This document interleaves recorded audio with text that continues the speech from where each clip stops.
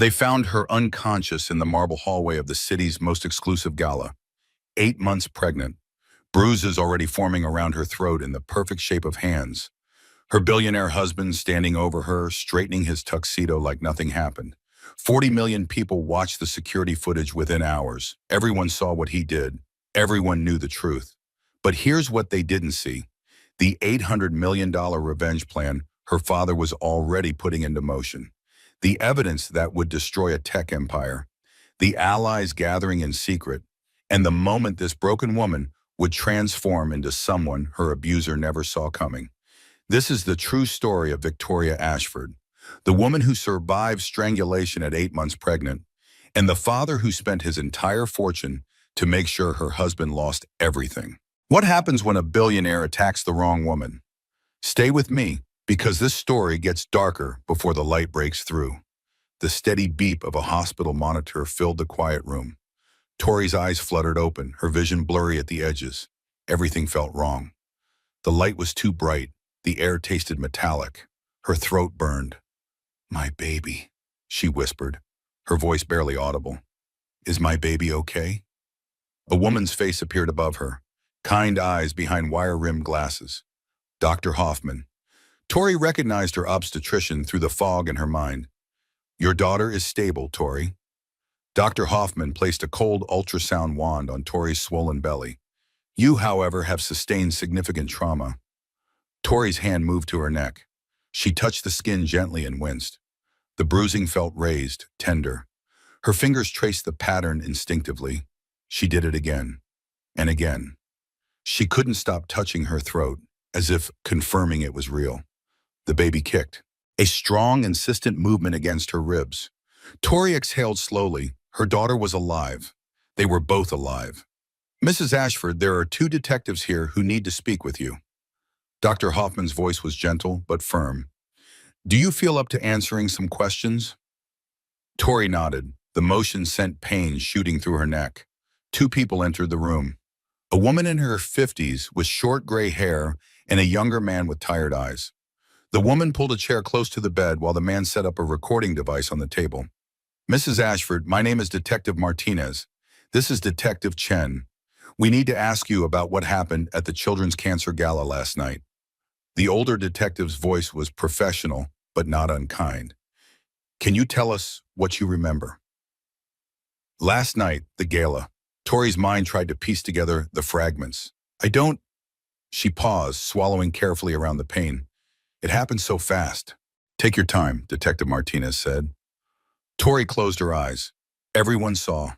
Everyone saw him do this to me. The thought crashed over her like a wave. She'd been strangled in front of hundreds of people, in a ballroom full of cameras and witnesses. There was no denying it, no explaining it away. 17 witnesses have already given statements, the male detective said quietly. The venue's security footage captured everything. Tori opened her eyes. Tears spilled down her cheeks without permission. The door burst open. A man in his early 60s rushed in, his salt and pepper hair disheveled. James Caldwell stopped dead when he saw his daughter. His face went white, then red, then completely expressionless. "Baby girl." The words came out broken. Tori hadn't heard that nickname in years. Not since before she married Derek. Not since she became Mrs. Ashford and left her old life behind. "Daddy," her voice cracked. In front of everyone, I can't." James moved to the bed and took her hand carefully, avoiding the IV line. His grip was warm and solid, real. "I'm going to fix this," he said. Tori saw something in her father's eyes she'd never seen before. It wasn't anger. It was colder than that, more final. "I'm going to destroy him," James thought. "Every last piece of him." The detectives exchanged glances and quietly gathered their equipment. "We'll come back later," Detective Martinez said. "Get some rest, Mrs. Ashford." After they left, the room fell silent except for the monitor's persistent beeping. James held his daughter's hand and stared at the bruises on her throat. His jaw worked, but no words came out. Another person appeared in the doorway. Rebecca Morrison, Tori's best friend since college, stood holding a tablet. Her mascara was smudged, and her usually perfect hair hung loose around her shoulders. "Tori," Becca's voice trembled. "I'm so sorry. I didn't want to show you this, But it's everywhere. She approached the bed reluctantly and held out the tablet. TM's posted it 4 hours ago. Twitter, TikTok, Instagram, everyone's sharing it. Tori took the tablet with shaking hands. The video was already playing. Security footage from last night, black and white, but crystal clear. The camera showed a hallway outside the ballroom. Tori appeared first, one hand on her pregnant belly, walking slowly in her emerald green evening gown. Then Derek followed her. His tuxedo was perfectly tailored. His face was twisted with rage. Tori watched herself turn to face him. She couldn't hear the audio on the hospital video, but she remembered every word. "You embarrassed me." Derek's hands reached for her throat. His fingers wrapped around her neck and squeezed. Tori's eyes went wide on the screen. Her mouth opened, but no sound came out. Her pregnant belly was clearly visible, pressing against Derek as she tried to push him away. "You stupid—" He squeezed harder. Tori's hands clawed at his wrists. Her knees began to buckle. Two waiters ran into frame. They grabbed Derek's arms and pulled him backward. He released her throat, but his face showed no remorse, only fury. The video ended. Below it, a number glowed in red, 42 million views. Tori dropped the tablet onto the bed. Her hands were shaking violently. "There's more," Becca said quietly. "His lawyers gave a statement an hour ago." She picked up the tablet and swiped to a news article. Derek's attorney stood on the steps of their mansion, microphones thrust toward him. "Mr. Ashford deeply regrets the altercation that occurred last evening," the lawyer read from a prepared statement. "His wife has been experiencing severe pregnancy-related emotional instability for several months. Mr. Ashford is committed to getting his family the help they need during this difficult time." Tori felt her father's hand tighten around hers. The video cut to Margaret Ashford, Derek's mother. She wore a cream-colored suit and pearl earrings. Her face was composed, sympathetic. "Tori has been very difficult throughout this pregnancy," Margaret said, dabbing at dry eyes with a tissue. "We've all been worried about her mental state. Derek has been under tremendous pressure trying to care for her." The hospital room television flickered to life. Becca grabbed the remote, but Tori stopped her. "Leave it," Tori said. The news anchor's voice filled the room. Billionaire tech CEO Derek Ashford was involved in an altercation with his wife Victoria last night at a charity gala. Sources close to the family say Mrs. Ashford has been struggling with her pregnancy. They were already spinning the narrative, already making her the villain, the unstable wife, the emotional pregnant woman, the burden. Tori's phone sitting on the bedside table began to ring. Private number. She stared at it. 4 rings, 5. James reached for it, but Tori picked it up first. She pressed answer and held it to her ear. "Come home, Victoria." Derek's voice was calm, measured, the voice he used with investors and board members. "We'll forget this happened. I'll tell everyone it was a misunderstanding. We'll move forward." Tori's hand moved to her throat again. She touched the bruises, real, undeniable. "No," she whispered. "I'm sorry, I didn't hear that." His tone sharpened. "What did you say?" "I said no." Silence on the other end, then a laugh, short and cold. "You don't get to say no to me, Victoria. I own you. I own that baby. You'll come home, or I'll make sure you lose everything." The line went dead. Tori lowered the phone slowly. She looked at her father and her best friend. Both of them were watching her with identical expressions of concern. "I'm not going back," Tori said. Her voice was stronger now, clearer. "I'm never going back." James leaned forward and kissed his daughter's forehead gently. "You won't have to," he said. "I promise you that." 6 hours earlier, Tori had stood in front of her walk-in closet trying to decide what to wear. The Children's Cancer Gala was one of the biggest charity events of the year. She'd been planning to attend for months, back when she still cared about these things, back when she still felt like herself. "Are you ready yet?" Derek's voice came from the bedroom. "We're going to be late." Tori pulled out a navy blue maternity gown. It had long sleeves and a modest neckline. Safe, appropriate. Derek appeared in the closet doorway. His tuxedo was already on, perfectly fitted. He looked at the dress in her hands and his jaw tightened. "That dress makes you look enormous," he said. "Change." "I'm 8 months pregnant, Derek. I am enormous." His eyes narrowed. Don't be difficult. Pick something else. Tori hung the navy dress back up. Her hands were already shaking. She knew this mood, the tightness around his eyes, the clipped words, warning signs she'd learned to read over 3 years of marriage. She pulled out a black dress, too formal, a burgundy one, too bright, a gray one, too dull. Jesus Christ, Victoria. Derek stepped into the closet. It's not that complicated. Just pick a fucking dress. Tori flinched. She reached for a champagne-colored gown and held it up. Derek looked at it for a long moment, then nodded once. That's better. Hurry up. He left the closet. Tori changed into the champagne dress with shaking hands. It took her 3 tries to zip it up. When she looked in the mirror, she barely recognized the woman staring back. Hollow eyes, tight smile, a stranger wearing her face. The drive to the gala was silent. Derek's driver navigated through evening traffic while Derek checked his phone. Tori watched the city lights blur past the window. She touched her belly and felt her daughter kick. I'm sorry, she thought. I'm so sorry I chose him. The car pulled up to the hotel entrance. Photographers lined the red carpet. Camera flashes exploded like lightning. Derek's hand found Tori's elbow as they stepped out. To anyone watching, it looked protective, gentle. Only Tori felt his fingers digging into her flesh. Smile, he whispered. Look happy. Tori smiled. The cameras loved it. Mrs. Derek Ashford, pregnant and glowing. The perfect billionaire's wife.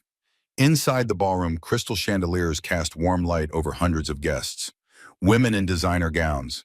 Men in custom tuxedos. Everyone who was anyone in the city had shown up for this event. Margaret Ashford appeared from the crowd. Derek's mother wore white silk and diamonds. She air-kissed Tori's cheeks without actually touching her skin. Darling, you're... Margaret paused, looking Tori up and down. Glowing. The word hung between them. What Margaret meant was, you're fat.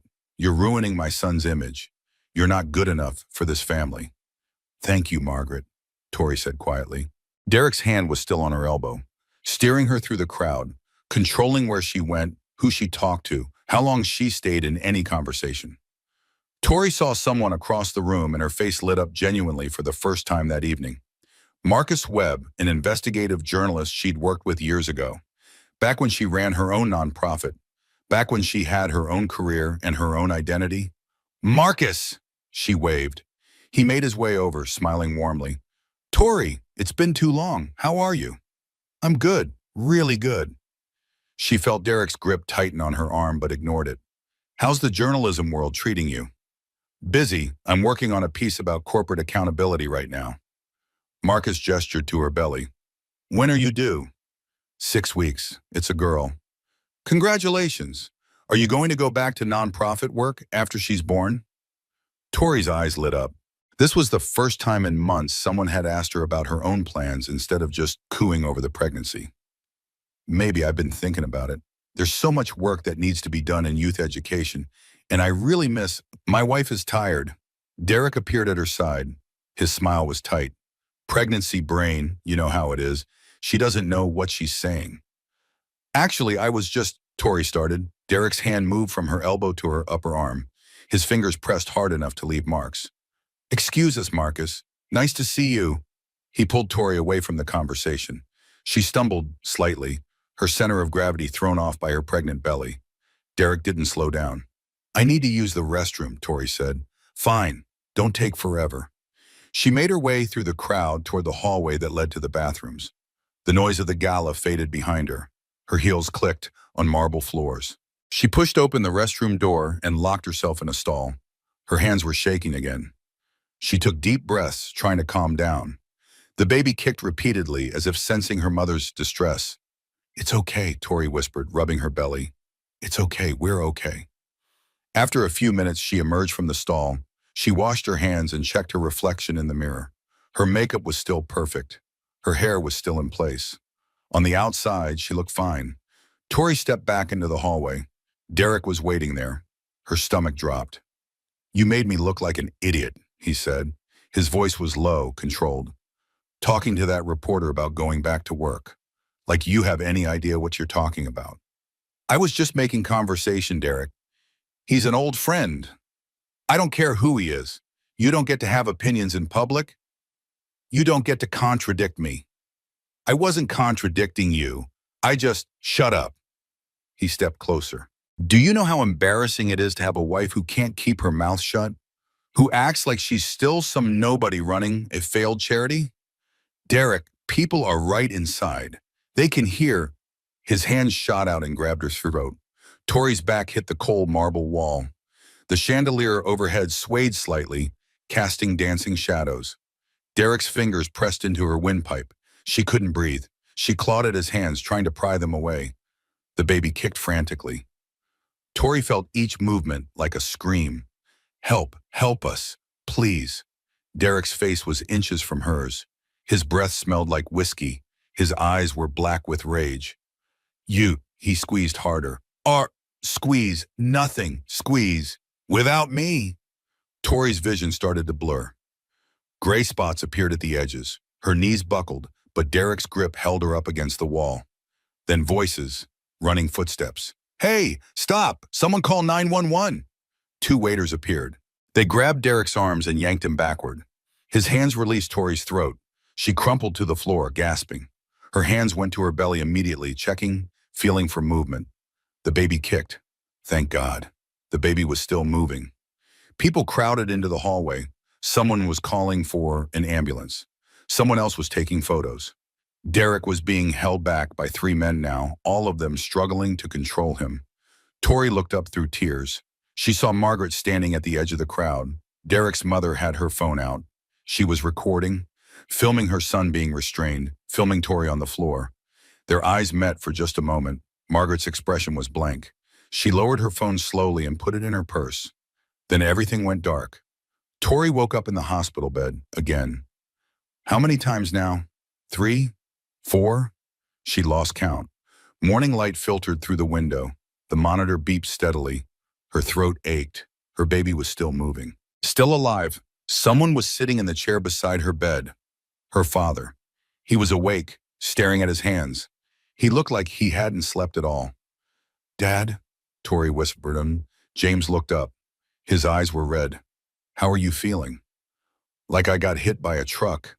She tried to smile, but it hurt. How long have you been here? All night. I wasn't going to leave you alone. Tori reached for the cup of water on the bedside table. James handed it to her carefully. She sipped slowly, the cool liquid soothing her damaged throat. The police want another statement, James said. But I told them it could wait. You need rest. Dad, I need to tell you something. Okay? This wasn't the first time. James went very still. What do you mean? Tori set down the water cup. Her hands were steady now. She'd spent all night thinking about this conversation, preparing for it, knowing it had to happen. I need you to listen. All of it, from the beginning. I'm listening. I'm in. She started to talk about last night, but James stopped her. No, he said quietly. From when it started. Tell me everything. Tori took a deep breath. The hospital room was quiet except for the monitor's beeping. Rain had started to fall outside, tapping gently against the window. The coffee James had been drinking earlier sat forgotten on the table, long since gone cold. 6 months after we got married, Tori began, I asked him to come to my nonprofit's fundraiser. He said he was too busy with work. I said it was important to me. He threw his phone at the wall. James's jaw tightened, but he didn't interrupt. The phone shattered. Glass everywhere. He looked at it, then looked at me and said, Tori's voice caught. He said, look what you made me do. What did you do? James asked. I cleaned up the glass. I apologized. I told myself he was under a lot of pressure at work, that it was just a bad day. When was the next time? Tori closed her eyes, remembering. 3 months later, I wanted to visit you for Christmas. He said we had to spend it with his mother. I said maybe we could split the holidays. He punched a hole in the wall next to my head. The monitor beeped. The rain fell. James waited. Year 2, the objects he threw started getting closer to me. A glass that shattered near my feet. A plate that hit the counter next to where I was standing. Always with that same line.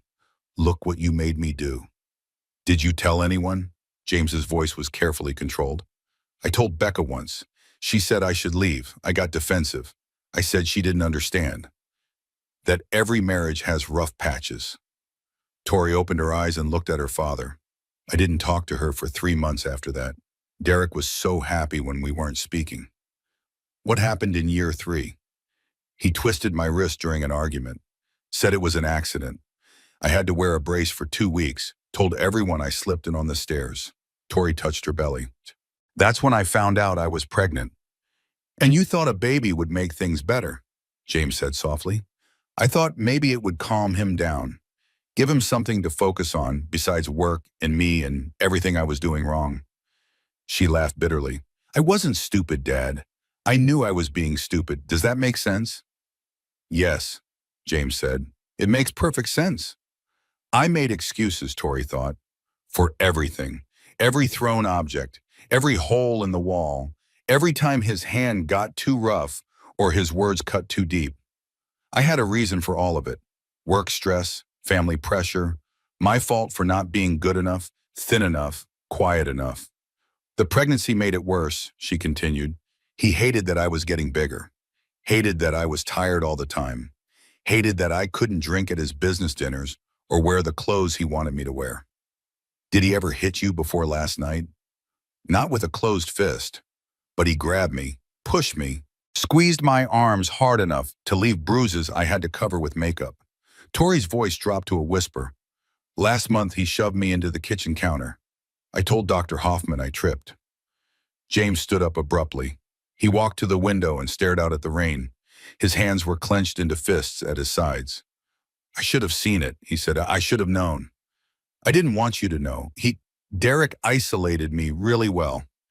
Every time I tried to make plans with you, he'd schedule something else. A business trip, a dinner party, his mother visiting. There was always a reason why I couldn't see you. When was the last time we had lunch? Just the two of us. Tori thought about it. Before the wedding. 3 years ago. Yeah, James turned back to face her. I'm going to fix this, baby girl, I promise you that. How? He's a billionaire, Dad. He has lawyers and PR people, and I have $800 million and 30 years of connections in this city. I know every investor, every board member, every person who matters in Derek's world. James's voice was cold and calm. I'm going to take everything from him. There was a knock on the hospital door. A woman entered without waiting for an answer. Diane Sullivan, James's chief investment officer for the past 15 years. She carried a leather portfolio under one arm.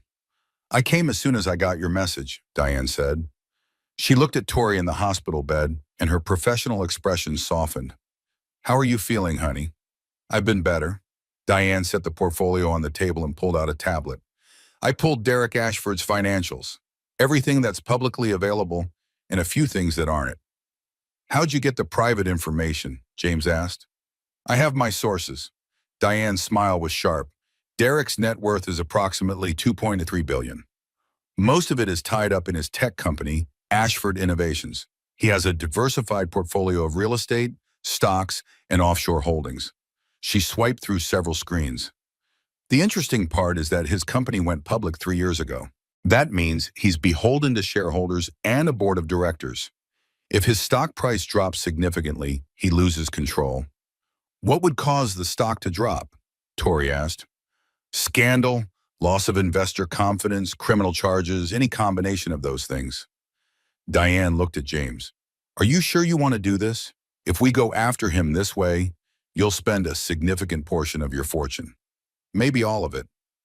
I don't care. It could take years. It could get very ugly. I said I don't care. James sat back down next to Tori's bed. My daughter and my grandchild are worth more than any amount of money. The door opened again. Marcus Webb, the journalist from the Gala, stood in the doorway. He looked uncertain. I'm sorry to interrupt. The nurse said I could come back for a few minutes. I wanted to see how you're doing, Tori. Marcus, come in.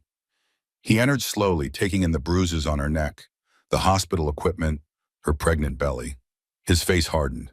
I've been working on a story about Derek for 6 months, Marcus said without preamble. Corporate fraud, embezzlement, questionable business practices. But I couldn't get enough solid evidence to publish. Until now. He pulled out his own tablet. Last night's assault was caught on camera by dozens of people. That video has been viewed 50 million times at this point. The footage is incontrovertible. He tried to strangle his 8 months pregnant wife in public.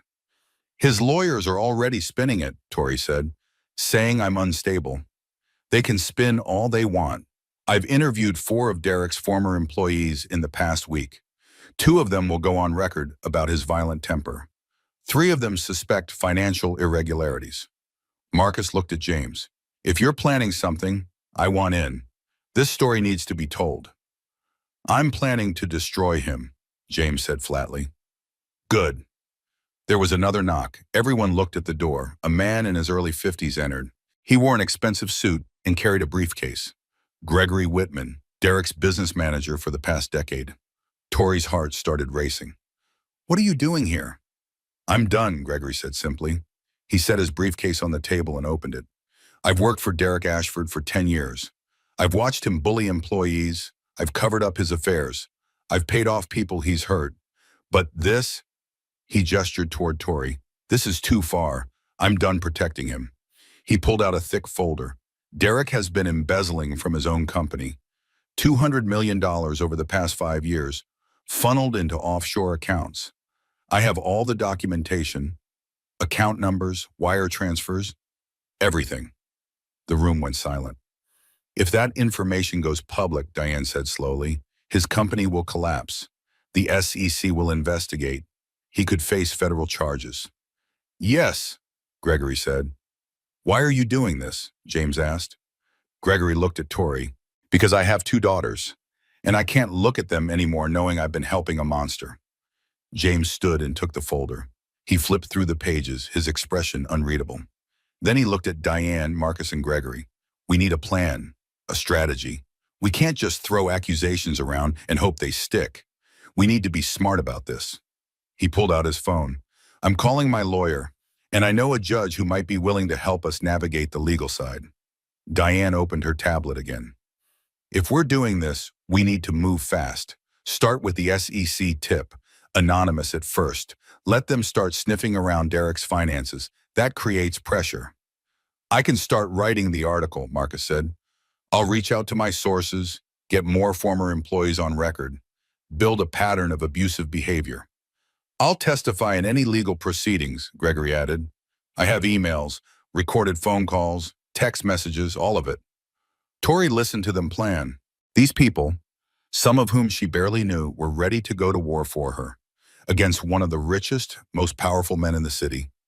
Dad, she said quietly, this is going to cost you everything. James looked at his daughter. You are my everything. This piece of garbage tried to kill you and my grandchild. He doesn't get to walk away from that. Diane cleared her throat. James, if we're being realistic, destroying Derek completely will cost approximately $800 million. Maybe more. That's your entire liquid fortune. Everything you've built over 30 years. Do it.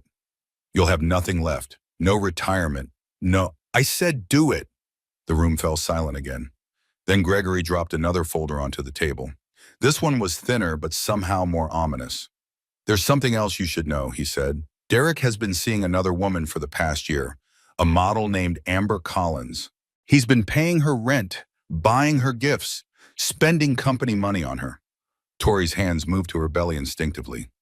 The baby kicked as if reminding her mother that she was there. Still safe. Still alive. Does Margaret know? Tori asked. Yes, she's been helping him hide it. Of course she has, Tori thought. Margaret would do anything to protect her son, even help him betray his pregnant wife. James looked at everyone in the room. We move forward, all of us. We take him down from every angle. Legal, financial, public opinion. We don't stop until he has nothing left. Agreed, Diane said. Agreed, Marcus echoed. Agreed, Gregory finished. They spent the next 3 hours planning. Diane outlined a financial strategy that would systematically destroy Derek's wealth. Marcus detailed his investigative approach, identifying key witnesses and evidence. Gregory provided insider knowledge of Derek's business operations and personal weaknesses. By the time they finished, the rain had stopped. Late afternoon sun filtered through the hospital window. Tori felt exhausted, but also something else. Something she hadn't felt in years. Hope. Her phone buzzed. Unknown number. She almost didn't answer it, but something made her pick up. Victoria? Derek's voice was cold. I know your father is there. I know you're planning something. It won't work. I have the best lawyers in the country. I have connections you can't imagine. You will come home, or I will take that baby the moment she's born, and you'll never see her again. Tori looked at her father, at Diane, Marcus, and Gregory, at the folders full of evidence spread across the table. No, Derek, she said calmly. I won't come home, and you're never going to hurt me or my daughter again. She hung up before he could respond. Derek's counterattack came fast and brutal. By the next morning, Tori's medical records were somehow leaked to the press. Fabricated notes about her emotional instability and erratic behavior appeared on gossip websites. A psychologist Derek had never actually treated Tori publicly stated she had concerns about postpartum psychosis risk. Tori sat in her father's guest house, staring at her laptop screen. The headlines scrolled past, each one worse than the last. Billionaire's wife, a history of mental illness. Sources say Victoria Ashford threatened suicide multiple times. Derek Ashford, fighting for his unborn child's safety. None of it was true. All of it was devastating. Her phone rang constantly, reporters wanting statements, old acquaintances wanting gossip, Derek's lawyers leaving voicemails about custody arrangements. Social media was worse. The hashtag gold digger trended worldwide.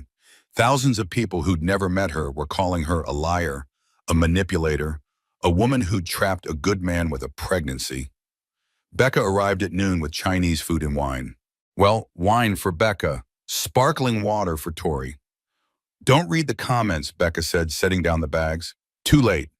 Tori, you know none of that's real, right? It's all Derek's PR machine. They're doing damage control. It's working. Tori gestured to her laptop. Look at this. 10,000 comments calling me a liar. People saying I deserved it, that I probably provoked him. Becca grabbed the laptop and closed it firmly. Those people are idiots who've never been in an abusive relationship. They don't matter. They do matter. Derek's building a public case that I'm unstable, that I'm an unfit mother. When it goes to court, we'll have actual evidence. Medical records showing your injuries. Witnesses who saw him attack you. Gregory's financial documents. Marcus's investigative reporting. Becca opened the takeout containers. You need to eat. The baby needs you to eat. Tori picked at the fried rice. She wasn't hungry. She hadn't been hungry in days. Everything tasted like cardboard. Her phone buzzed with a new email notification. It was from her bank. She opened it and felt her stomach drop. He blocked me out of our joint accounts. What? All of them. Checking, savings, credit cards, everything. Tori scrolled through her banking app with shaking hands. I have $300 in my personal account. That's it. That bastard, he can't do that legally. He's doing it anyway. Tori set down her phone. How am I supposed to pay for a lawyer, for an apartment, after the baby's born, for anything? Your dad, my dad is spending everything he has to take Derek down. I can't ask him for more. Becca grabbed Tori's hands. Listen to me. You're not alone in this. You have people who love you and will help you. Money doesn't matter right now. Keeping you and that baby safe matters. There was a knock at the guest house door. Becca went to answer it. Dr. Hoffman stood on the doorstep, looking uncharacteristically nervous. I'm sorry to show up unannounced, she said, but I needed to see you in person, Tori. Come in. Is something wrong with the baby? No, the baby's fine. Dr. Hoffman sat down heavily. Derek's lawyers sent a cease and desist letter to my office this morning. They're threatening to sue me for releasing your medical records without permission. But you didn't release anything. I know that. You know that. But they're putting pressure on me to change my testimony, to say that your injuries could have been self-inflicted, that your emotional state has been unstable throughout the pregnancy. Tori felt ice spreading through her chest. Will you? Dr. Hoffman looked offended. Absolutely not. I documented everything, Tori.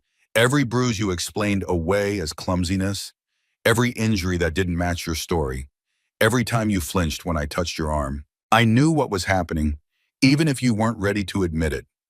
She pulled a thumb drive from her purse. This is a complete copy of your medical file, the real one, including photos I took of injuries you tried to hide, notes I made after our appointments. Everything. You could lose your license for this. Then I lose it. I became a doctor to help people. You're my patient, and you need help. Dr. Hoffman pressed the drive into Tori's hand. Use this. Show the truth. After she left, Tori held the thumb drive like it was made of gold. Here was evidence that couldn't be fabricated or spun. Medical proof of what Derek had done over 3 years of marriage. Her phone rang. Unknown number again. She almost didn't answer, but Becca nodded at her to pick it up. Hello? Mrs. Ashford, my name is Judge Patricia Brennan. Your father gave me your number. I hope you don't mind the intrusion. Judge Brennan, no, of course not. I wanted to call personally to let you know I've been assigned to your custody case. I can't discuss the details of the case itself, but I wanted you to know that I have a zero-tolerance policy for domestic violence. The judge's voice was firm. Make sure your lawyer files for emergency custody the day your daughter is born. Don't wait. I will, thank you. One more thing, document everything, every phone call, every text message, every interaction with Derek or his family. Everything matters in court. After Judge Brennan hung up, Tori looked at Becca. People are helping us, she said quietly. Dr. Hoffman, Gregory, Marcus, now a judge. Why? Because what Derek did to you was evil, and people recognize evil when they see it. Over the next week, James's strategy began to unfold. Diane filed an anonymous tip with the Securities and Exchange Commission about suspicious offshore accounts connected to Ashford Innovations.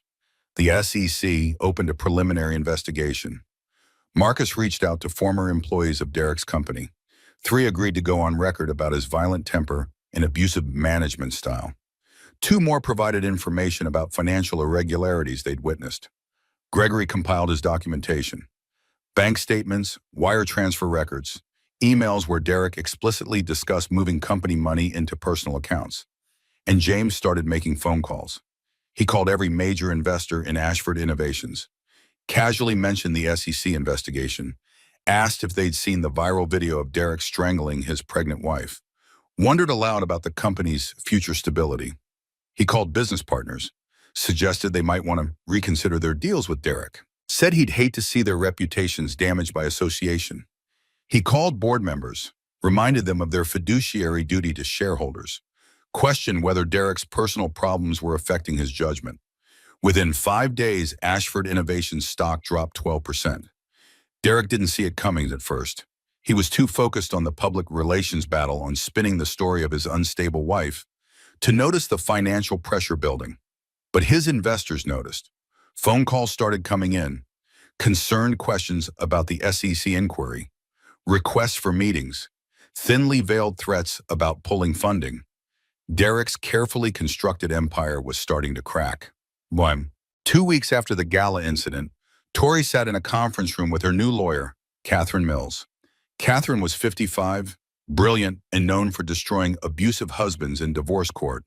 Across from them sat Derek's legal team, 3 lawyers in expensive suits, led by Robert Chen, a man famous for defending the indefensible. My client is willing to be generous, Chen said, sliding papers across the table. He'll agree to a divorce with a settlement of $2 million. Mrs. Ashford will retain custody of the child with Derek receiving standard visitation rights. Catherine didn't even look at the papers. Absolutely not.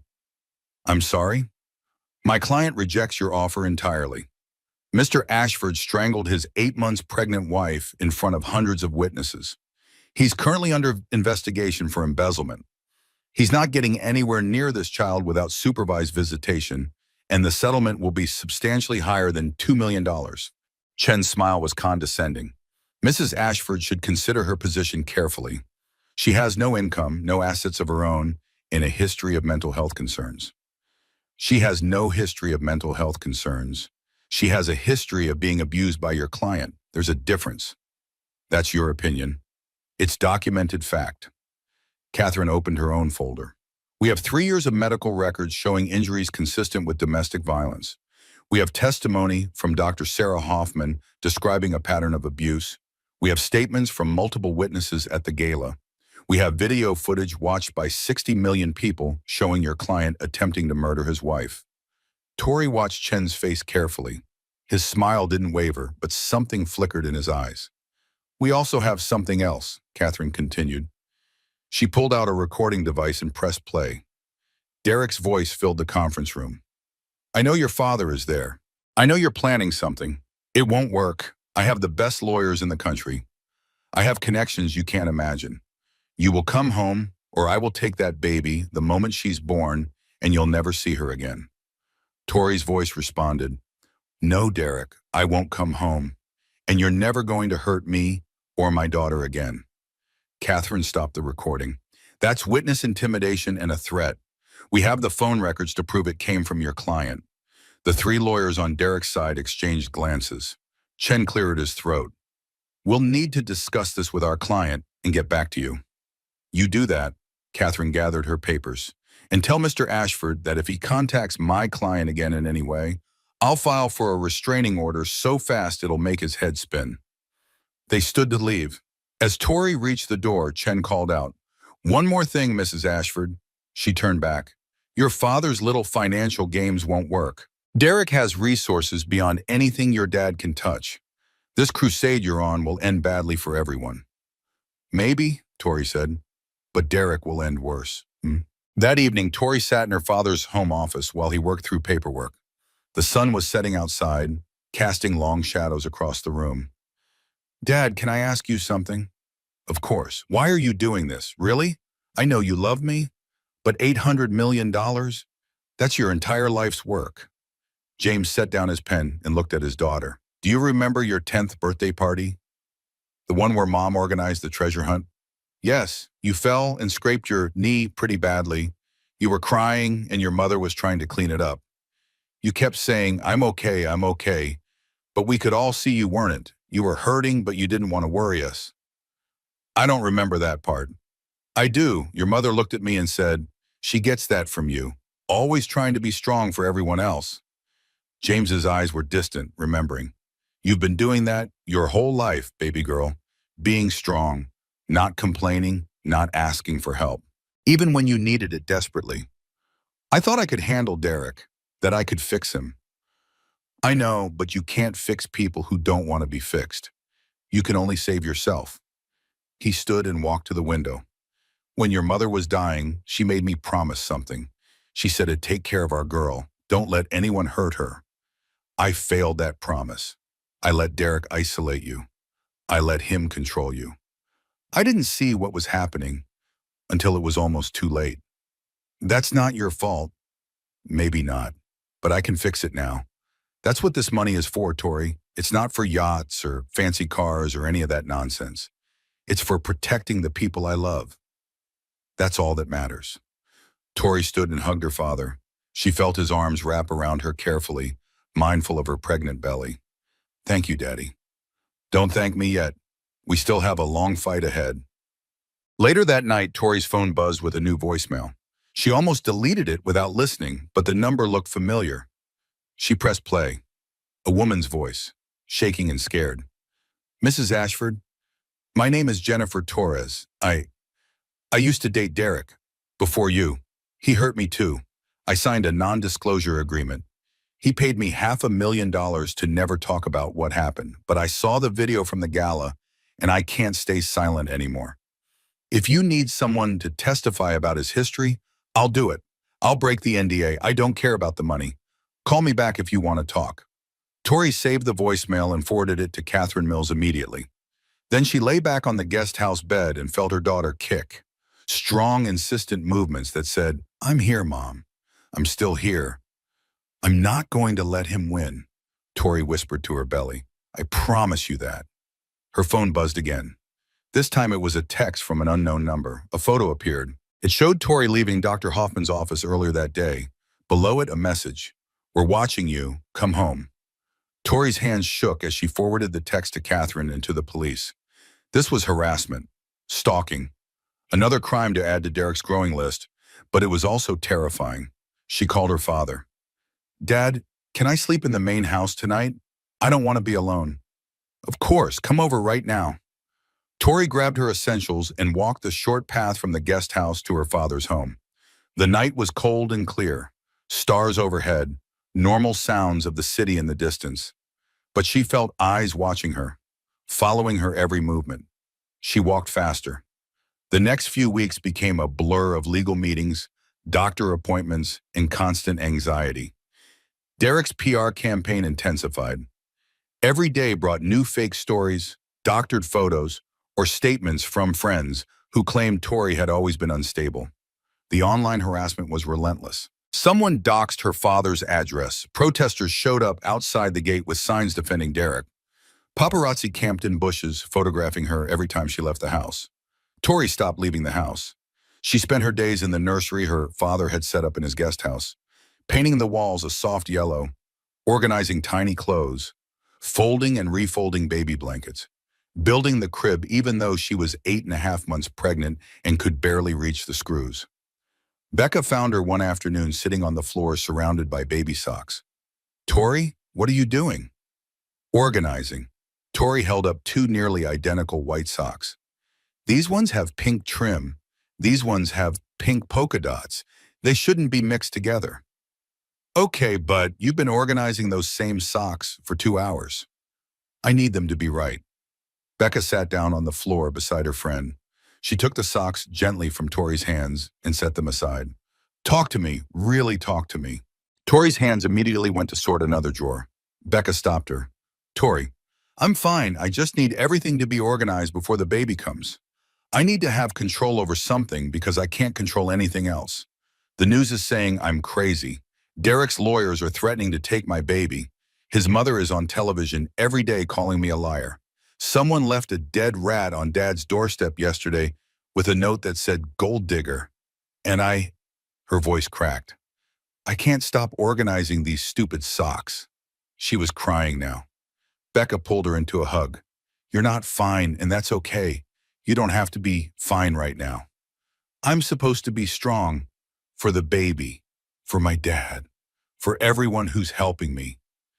Being strong doesn't mean not breaking down. It means breaking down and then getting back up." Becca held her tighter. "Let yourself fall apart for a minute. I've got you."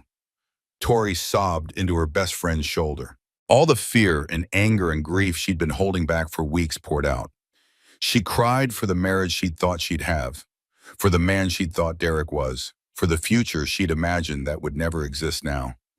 When the tears finally stopped, she felt emptied out, hollow, but also somehow lighter. "Thank you," she whispered. "That's what friends are for." That night at 3 a.m, Tori couldn't sleep. The baby was doing gymnastics in her belly. Or maybe Tori was just too anxious to relax. She got out of bed and walked to the nursery. The room was dark except for moonlight through the window. She sat in the rocking chair and looked around at everything she'd prepared. The crib with its soft yellow blankets. The changing table stocked with diapers and wipes.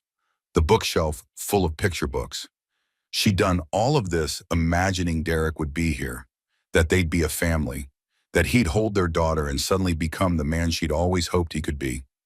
"I'm sorry," Tori said to her belly. "I'm so sorry I chose him."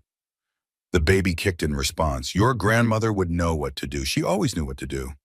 Tori touched the small photo on the bookshelf. Her mother smiling, holding infant Tori. She used to say that being a mother means making impossible choices. That you'll always wonder if you did the right thing. But that love makes up for most mistakes. She picked up a tiny onesie, white with yellow ducks. She folded it carefully, then unfolded it and folded it again. Her hands needed something to do. I used to run marathons before I met your father. Did you know that? I ran 3 marathons in 2 years. I was training for a 4th when I met Derek. He said marathons were a waste of time, that I should focus on more important things. So I stopped running. Fold, unfold, fold again. I used to have friends, lots of them. I had lunch dates and book clubs and girls' nights. Derek said my friends were a bad influence, that they didn't understand our lifestyle. One by one, I stopped seeing them until only Becca was left, and I almost lost her too. The onesie was perfectly folded now. Tori set it down and picked up another. I used to have opinions about politics and charity work and what restaurant we should go to for dinner. Derek said my opinions made me sound stupid, that I embarrassed him. So I stopped having opinions. I just agreed with whatever he said. She realized she was crying again, silent tears running down her face. I used to be someone, baby girl. I was Victoria Caldwell. I ran nonprofits. I helped people. I was smart and capable and strong. Then I became Mrs. Derek Ashford, and I forgot how to be Victoria. The rain had started falling, but outside, soft pattering against the window. Tori's hands moved methodically, folding and organizing, creating order from chaos because it was the only thing she could control. Your grandfather is spending his entire fortune to protect us. Dr. Hoffman risked her medical license. Gregory quit his job. Marcus is writing articles that might get him sued. Becca defied Derek's cease and desist letter. All these people are fighting for us. She pressed her hand against her belly. And I'm sitting here folding baby clothes at 3 in the morning because I don't know what else to do. A memory surfaced, her mother's last coherent conversation before the cancer took her. They'd been sitting in the hospital room, much like the one Tori had woken up in after the gala. Her mother's hand was frail, almost translucent. Baby girl, promise me something. Anything, Mom. Never let anyone make you small. The world will try, men will try, even other women will try. They'll want you to shrink yourself down to make them comfortable. Don't do it. Take up space. Use your voice. Be big and loud and unapologetically yourself. I promise, Mom. But she'd broken that promise. She'd let Derek make her small. She'd shrunk herself down until there was almost nothing left. Tori stood up from the rocking chair. She walked to the window and looked out at the rain. Her reflection stared back at her, tired eyes, bruises fading on her throat. A pregnant belly that seemed impossibly large. But she was still here, still standing, still fighting. I broke my promise, she said to her mother's memory, but I can fix this. I can be big again. For both of us. The next morning, Tori had an appointment with Dr. Hoffman. She drove there with Becca, taking back roads to avoid paparazzi. Dr. Hoffman did the usual checkup, blood pressure, heart rate, measuring the belly, then the ultrasound. Your daughter is doing great, Dr. Hoffman said, pointing at the screen. Good, strong heartbeat. She's in position. You could go into labor anytime now. How's everything else? Tori asked carefully. Dr. Hoffman's expression became serious. She adjusted the ultrasound wand slightly. Tori, there's bruising on your cervix from the assault at the gala. It's healing, but it's still visible. Will she be okay? The baby? The baby is fine, but you're at increased risk during delivery. If there are complications, the bruising could cause additional bleeding. She paused. More importantly, if Derek gets anywhere near you, if he stresses you out or threatens you, it could trigger early labor. Your body is already under tremendous strain. So what do? You stay away from him, completely. No contact, no visits, nothing. Until after the baby is born and you've recovered. Dr. Hoffman shut off the ultrasound machine. I'm going to document all of this for your custody case. The court needs to know that Derek's violence has had lasting physical effects beyond the visible bruises. After the appointment, Tori and Becca stopped for lunch at a quiet cafe. They sat in a back corner, away from windows, away from cameras. Are you scared? Becca asked. About giving birth? Terrified, not of the actual birth, but of what comes after. The custody fight. Yeah, what if Derek finds a way to take her? What if a judge doesn't believe me? What if... Stop, you can't think like that. Becca reached across the table and squeezed Tori's hand. You have evidence. You have witnesses. You have video footage. Derek strangled you in public. No judge in their right mind would give him custody. But he has money. Connections. He could make me disappear if he wanted to. He could try, but you have your dad, you have me, you have an army of people ready to fight for you. Becca's voice was fierce. Derek doesn't get to win. We won't let him. Tori wanted to believe that. She wanted to trust that justice would prevail. But she'd seen too much of Derek's power. Seen how easily he manipulated situations and people. Her phone buzzed, a news alert. Billionaire Derek Ashford announces major charitable donation to children's cancer research. Tori clicked the article. There was Derek, standing in front of cameras, looking humble and generous. His mother beside him, dabbing at her eyes with a tissue. In light of recent personal difficulties, I want to refocus on what truly matters, Derek said in the video. Helping children in need. My wife and I have had our struggles, but I want to move forward with grace and compassion. My wife, like they were still together, like he hadn't tried to kill her. He's rebranding, Tori said quietly. Look at this. Suddenly he's a philanthropist, a devoted father-to-be, the victim of a difficult situation. Becca read over her shoulder. This is disgusting. It's brilliant. He's getting ahead of the story. When our evidence comes out, he'll already have public sympathy. Then we need to get our evidence out faster. That evening, Tori returned to her father's house to find him in a meeting with Diane, Marcus, and Catherine Mills. They were in the study, papers spread across every surface. What's happening? Tori asked. Derek's filing for custody tomorrow morning, Catherine said without preamble. We just got the notice. He's claiming you're an unfit mother due to mental health issues and that the baby would be safer in his care. Tori felt the room spin. He can't do that. She's not even born yet. He's preemptively filing. It's unusual but not illegal. He's trying to establish his parental rights before you can file against him. So what do? We file our own petition tonight. Emergency custody with supervised visitation only for Derek. We'll submit all our evidence, the medical records, the witness statements, the financial documents, everything. Marcus looked up from his laptop. I'm publishing my article tonight too. Before Derek can control the narrative any more than he already has, it's time people knew the truth about him.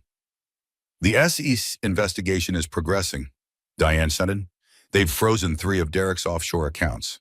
His investors are getting nervous. The stock dropped another 8% today. James stood and put his arm around Tori's shoulders. We're hitting him from every angle, baby girl. He won't know what hit him. What if it's not enough? Tori's voice was small. What if he still wins? He won't, her father said firmly. I promise you that. Time. At 9 o'clock that night, Marcus Webb's article went live on the website of a major national newspaper.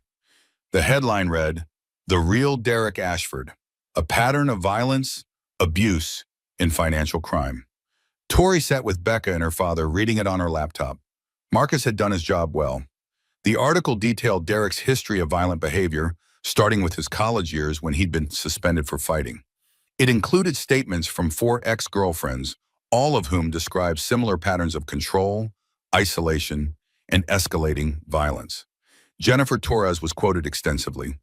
She described the night Derek had broken her wrist and then paid her $500,000 to sign an NDA and disappear from his life. 3 former employees talked about witnessing Derek's explosive temper at work. One described him throwing a laptop at an intern's head. Another detailed how Derek had verbally abused his female assistant until she quit without notice. The article included stills from the Gala security footage. Derek's hands around Tori's throat, her pregnant belly clearly visible, her face contorted in fear and pain. Then it detailed the financial irregularities, the offshore accounts, the suspicious wire transfers, the $200 million that couldn't be accounted for. Gregory Whitman was quoted, I worked for Derek Ashford for 10 years. I watched him become a monster. I watched him hurt people and pay them off. I watched him steal from his own company. And I did nothing because I was afraid. But I'm not afraid anymore. The truth needs to be told. The article ended with a simple statement. Derek Ashford strangled his 8 months pregnant wife in public. This was not an isolated incident. This was not a moment of madness. This was the inevitable result of years of unchecked violence enabled by money and power. Victoria Ashford survived. Many of Derek's victims were not so fortunate. Within an hour, the article had been shared 10,000 times. Within 2 hours, Derek's company issued a statement denying everything and threatening legal action.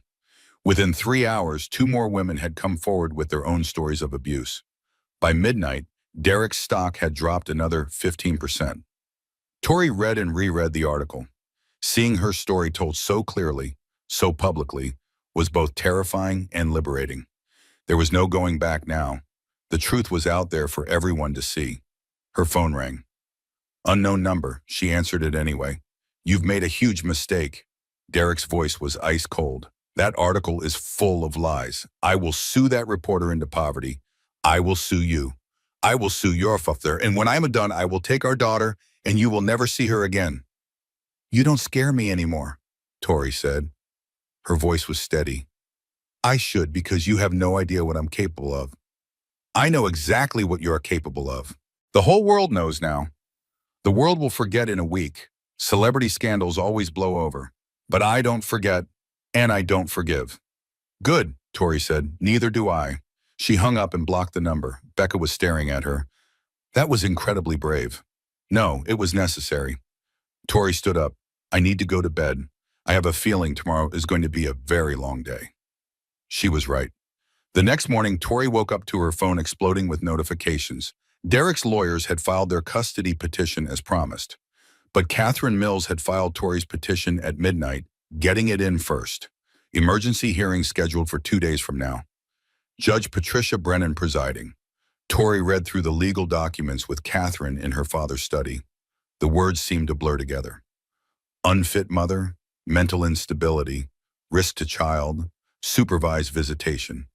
They're asking for full custody, Tori said, with me only getting supervised visits. Yes, and we're asking for the exact opposite. Full custody to you with supervised visits only for Derek. Catherine flipped through papers efficiently. We have a stronger case, significantly stronger, but we need to be prepared for anything. There was a commotion outside, raised voices, someone shouting. James went to the window and looked out. There are news vans outside the gate, at least 20 of them. Marcus's article had done its job. The media circus had officially begun. Over the next 48 hours, Tori's legal team worked around the clock to prepare for the emergency custody hearing. Catherine assembled a binder of evidence that was 6 inches thick. Medical records from Dr. Hoffman showing years of documented injuries. Photos of bruises that Tori had insisted were accidents. Notes about her flinching during exams. Records of the cervical bruising from the strangulation. Witness statements from 17 people who'd been at the gala. All of them describing the assault in graphic detail. Several mentioned that Derek had been drinking heavily. 2 said they'd heard him make threats earlier in the evening. The security footage from the gala, undoctored, unedited, crystal clear evidence of attempted murder. Gregory Whitman's testimony about the embezzlement, bank records, wire transfers, email chains where Derek discussed hiding money from investors, and the IRS Marcus Webb's investigative reporting. The 4 ex-girlfriends, the former employees, the pattern of violence spanning more than a decade. Jennifer Torres's statement about her NDA and the $500,000 payoff. She'd included photos of her medical records from the night Derek broke her wrist, phone records of Derek's threatening calls to Tori, the recordings Catherine had made, transcripts of text messages, and finally Margaret Ashford's video, the one she'd filmed at the gala. Gregory had gotten a copy from Derek's phone before turning over his evidence. It showed everything. Derek following Tori into the hallway, the assault, Margaret filming it all and doing nothing to help. This is damning, Catherine said. All of it. If the judge sees half of this evidence, Derek will be lucky to get supervised visits once a month. What about his evidence? Tori asked. Fabricated medical records we can easily disprove. Statements from people he's paid off. Standard deflection tactics. Catherine closed the binder. He's going to try to make you look unstable and vindictive. But we have facts. He has lies. Facts win in family court. The night before the hearing, Tori couldn't sleep. She lay in bed feeling her daughter kick and move. So active, so alive. So unaware of the battle being fought over her future. Tomorrow your fate gets decided, Tori whispered. A judge is going to look at evidence and make a choice about whether your father gets to be near you. I hope she makes the right choice. I hope she sees him for what he really is. The baby kicked hard against her ribs. I know. You're not worried. You're safe in there, but out here, Tori's voice cracked. Out here, it's scary. Out here, people believe lies because the liar is rich and charming. Out here, justice doesn't always win. But it has to win this time, she thought. It has to. So The morning of the hearing, Tori dressed carefully in a navy blue maternity dress. Conservative, professional. She covered the fading bruises on her throat with light makeup. Catherine had advised her to look as normal and stable as possible. "Let your evidence speak for you," Catherine had said. "You just need to be calm and truthful." They arrived at the courthouse at 8:30. The hearing was scheduled for 9. The building was surrounded by news cameras and reporters shouting questions. "Mrs. Ashford, do you think you'll get custody? Is it true Derek offered you $10 million to drop the case? How do you respond to allegations of mental instability?" Tori kept her head down and let her father and Catherine guide her through the crowd. Inside the courthouse was quieter but no less tense. Derek was already there with his legal team. 3 lawyers in expensive suits. Derek himself wore a perfectly tailored dark suit and a somber expression. He looked like the grieving husband, the concerned father, the victim of circumstances beyond his control. When Tori walked past him, he looked directly at her. His expression didn't change, but his eyes were full of rage, promises of revenge. "You'll pay for this." She looked away and kept walking. They entered the courtroom. Judge Brennan was already seated at the bench, reading through documents. She was in her mid-50s, with short gray hair and sharp eyes behind reading glasses. "All parties present?" she asked without looking up. "Yes, Your Honor," both legal teams responded. "Good. Let's begin. This is an emergency custody hearing regarding the minor child of Victoria Caldwell Ashford and Derek Ashford. The child has not yet been born. Due date is approximately 2 weeks from today." Judge Brennan looked up. "I've reviewed both petitions. Mrs. Ashford is seeking full custody with supervised visitation only for Mr. Ashford. Mr. Ashford is seeking full custody with supervised visitation only for Mrs. Ashford. Both parties claim the other is unfit." She removed her glasses and looked at both sides of the courtroom. "I will hear evidence from both parties. I will ask questions. I will make a determination based on what I believe is in the best interest of this child. This is not a trial. This is not about your marriage or your personal grievances with each other. This is about protecting an innocent child. Do you both understand?" "Yes, Your Honor," both sides said. "Mr. Chen, you filed second, so Mrs. Mills will present her case first. Mrs. Mills, proceed." Catherine stood. "Your Honor, we have substantial evidence that Derek Ashford poses a direct and immediate threat to both Victoria Ashford and her unborn child. We have medical documentation of years of domestic violence. We have video evidence of attempted murder. We have testimony from multiple witnesses, and we have evidence that Mr. Ashford has been embezzling from his own company, demonstrating a pattern of criminal behavior." She presented the thick binder of evidence to the judge. Judge Brennan spent 45 minutes reviewing it. The courtroom was silent except for the sound of pages turning. Tori watched the judge's face carefully. No expression, no reaction, just focused attention. Finally, Judge Brennan looked up. "Mr. Chen, does your client dispute that he physically assaulted Mrs. Ashford at the Children's Cancer Gala on the evening of October 1st? "Your Honor, my client admits that an unfortunate altercation occurred. However, he maintains that his wife was experiencing a mental health crisis and he was attempting to restrain her for her own safety and the safety of their child."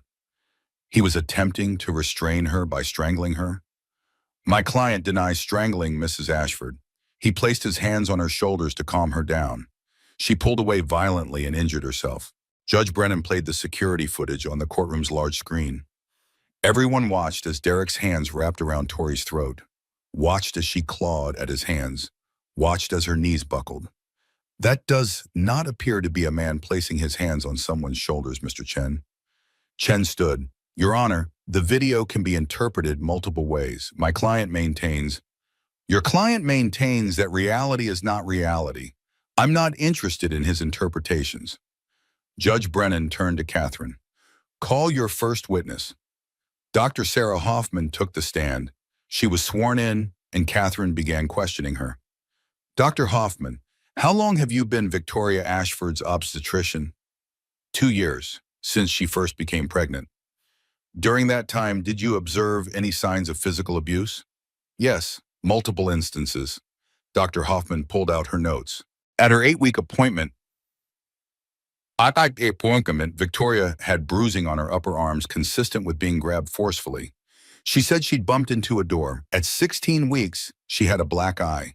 She said she'd fallen. At 20 weeks, she had bruising on her ribs. She said she'd slipped in the shower. Did you believe these explanations?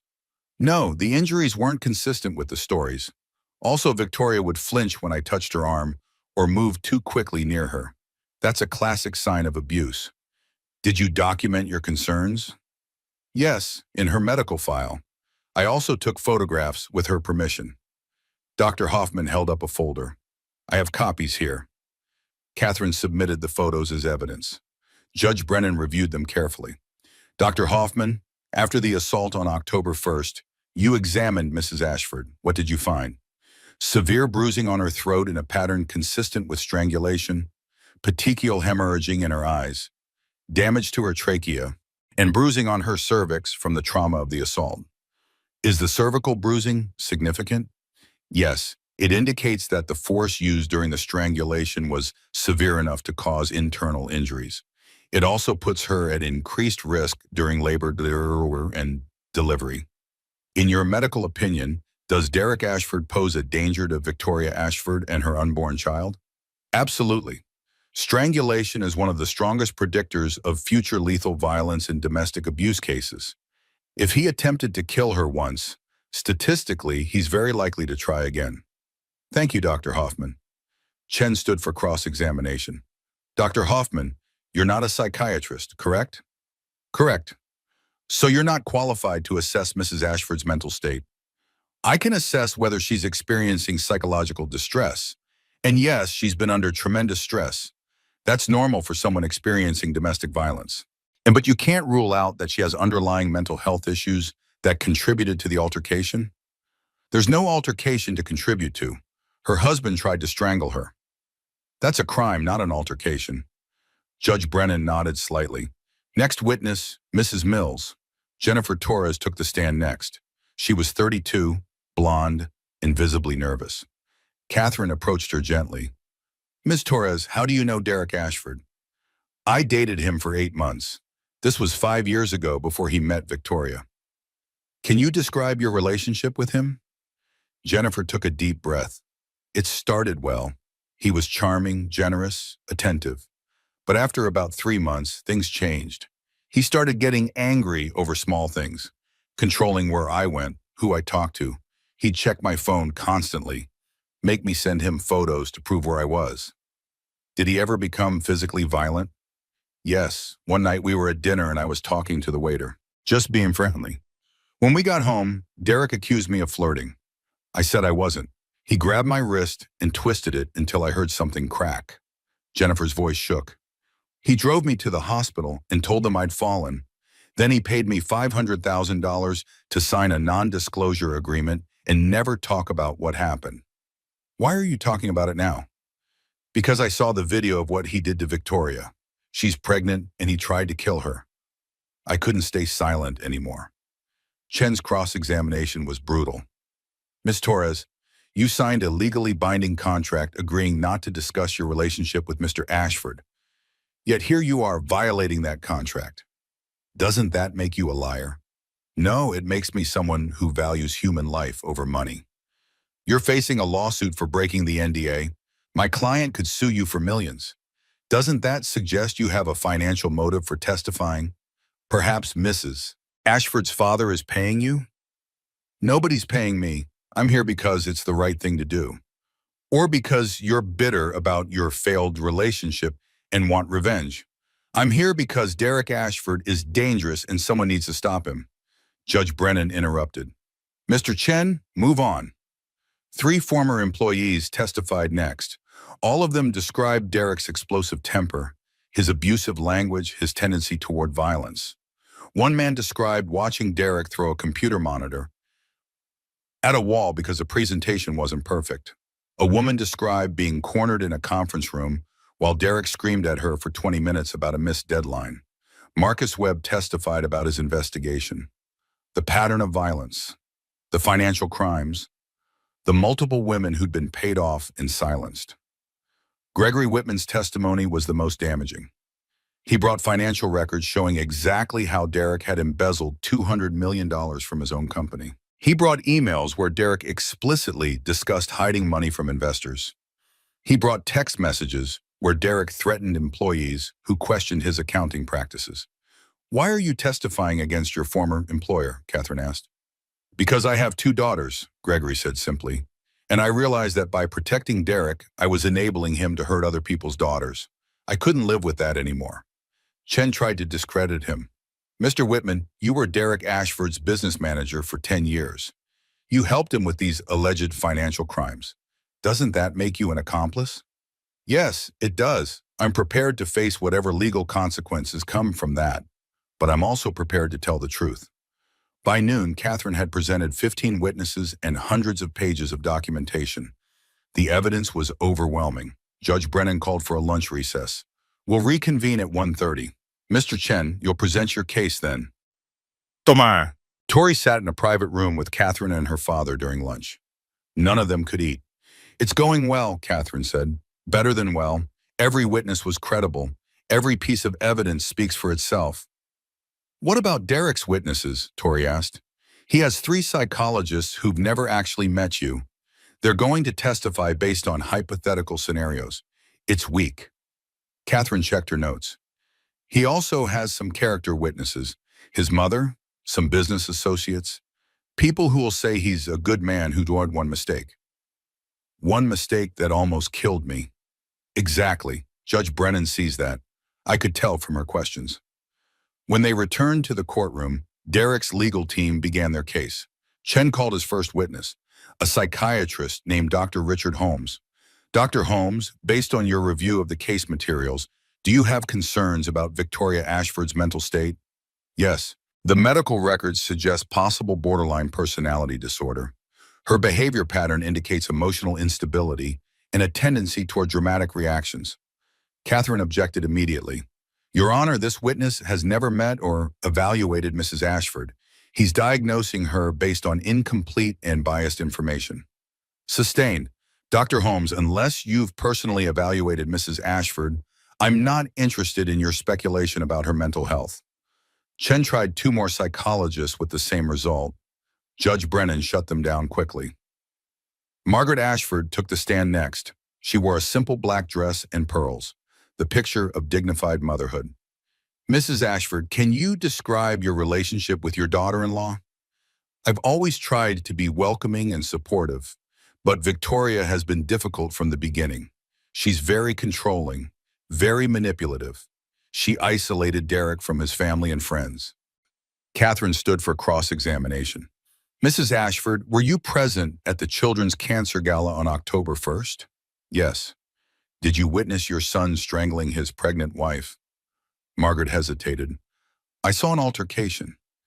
"Did you see your son's hands around Victoria's throat?" "Things happened very quickly. I'm not sure exactly what I saw." "Really?" Catherine pulled out a tablet. "Your Honor, I'd like to submit Exhibit 47. This is a video recorded by Margaret Ashford on the evening of October 1st. The video played on the courtroom screen. Margaret's shaky footage showed everything. Derek following Tori, the assault, Tori collapsing, Margaret continuing to film instead of helping. "Mrs. Ashford, you recorded your son attempting to murder his wife, and you did nothing. You didn't call for help. You didn't try to stop him. You just kept filming. Why?" Margaret's composure cracked.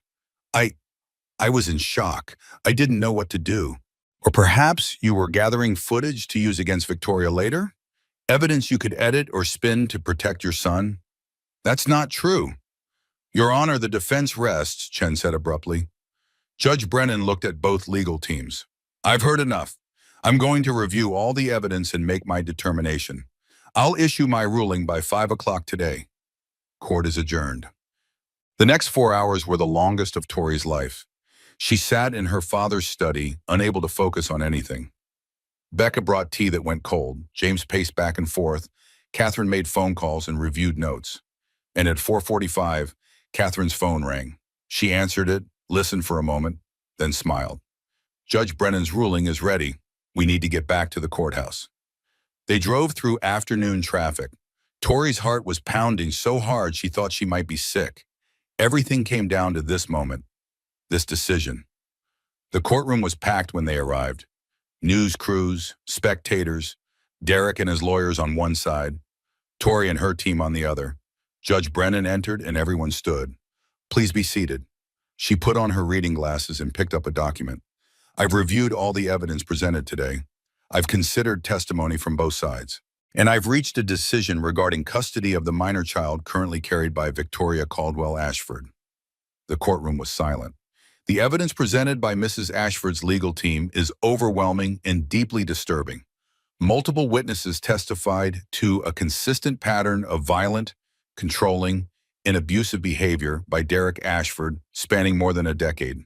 Medical evidence confirms years of physical abuse. Video evidence shows a clear and undeniable attempt to strangle Mrs. Ashford while she was 8 months pregnant. Judge Brennan looked directly at Derek. "Mr. Ashford, I find your defense to be insulting to this court's intelligence. You attempted to murder your wife in front of hundreds of witnesses. You then used your wealth and influence to launch a smear campaign against the victim. You fabricated medical records. You paid people to lie for you. And you stood in my courtroom today and continued to lie." She turned to Tori. "Mrs. Ashford, I'm granting your petition in full. You will have sole legal and physical custody of your daughter upon her birth. Mr. Ashford will be allowed supervised visitation only, 1 hour per month, in a secure facility with a court-appointed supervisor present. This arrangement will be reviewed after 1 year." Tori felt tears streaming down her face. Becca grabbed her hand and squeezed. "Furthermore," Judge Brennan continued, "I'm issuing an emergency protective order. Derek Ashford is not to come within 500 feet of Victoria Ashford at any time. He is not to contact her directly or indirectly. Any violation of this order will result in immediate arrest." Derek stood up abruptly. "This is outrageous. You can't—" "Sit down, Mr. Ashford." Judge Brennan's voice was ice. "I'm not finished. I'm also referring this case to the district attorney's office for criminal prosecution. What you did to your wife was attempted murder. You should be in jail, not standing in my courtroom making demands." She closed her folder. "This court is adjourned. Mrs. Ashford, I wish you and your daughter all the best. Mr. Ashford, get help and stay away from your wife." The gavel came down. Tori collapsed into Catherine's arms, sobbing. Relief flooded through her so intensely she thought she might faint. Her father wrapped both of them in a hug. Becca was crying too. "We won," Catherine said. "You won." Across the courtroom, Derek was arguing with his lawyers. His face was red. His voice was raised. Security guards were moving toward him. Tori didn't care. She placed both hands on her belly and felt her daughter kick. "You're safe," she whispered. "I promise you're safe now." 1 week after the custody hearing, Tori woke up at 3 in the morning with intense cramping. At first, she thought it was just Braxton Hicks contractions, false labor. She'd been having them for weeks, but these felt different, stronger, more regular. She lay in bed timing them with her phone. 5 minutes apart, then 4, then 3. "Okay," she said to her belly. "Okay, I think this is real." She called her father. He answered on the first ring. "Dad, I think I'm in labor." "I'm coming right now. Don't move." 10 minutes later, James was at her door with a pre-packed hospital bag. They'd prepared for this moment weeks ago. Everything ready, everything planned. "How far apart are the contractions?" he asked. 3 minutes, maybe less." Another wave hit and Tori gripped the door frame.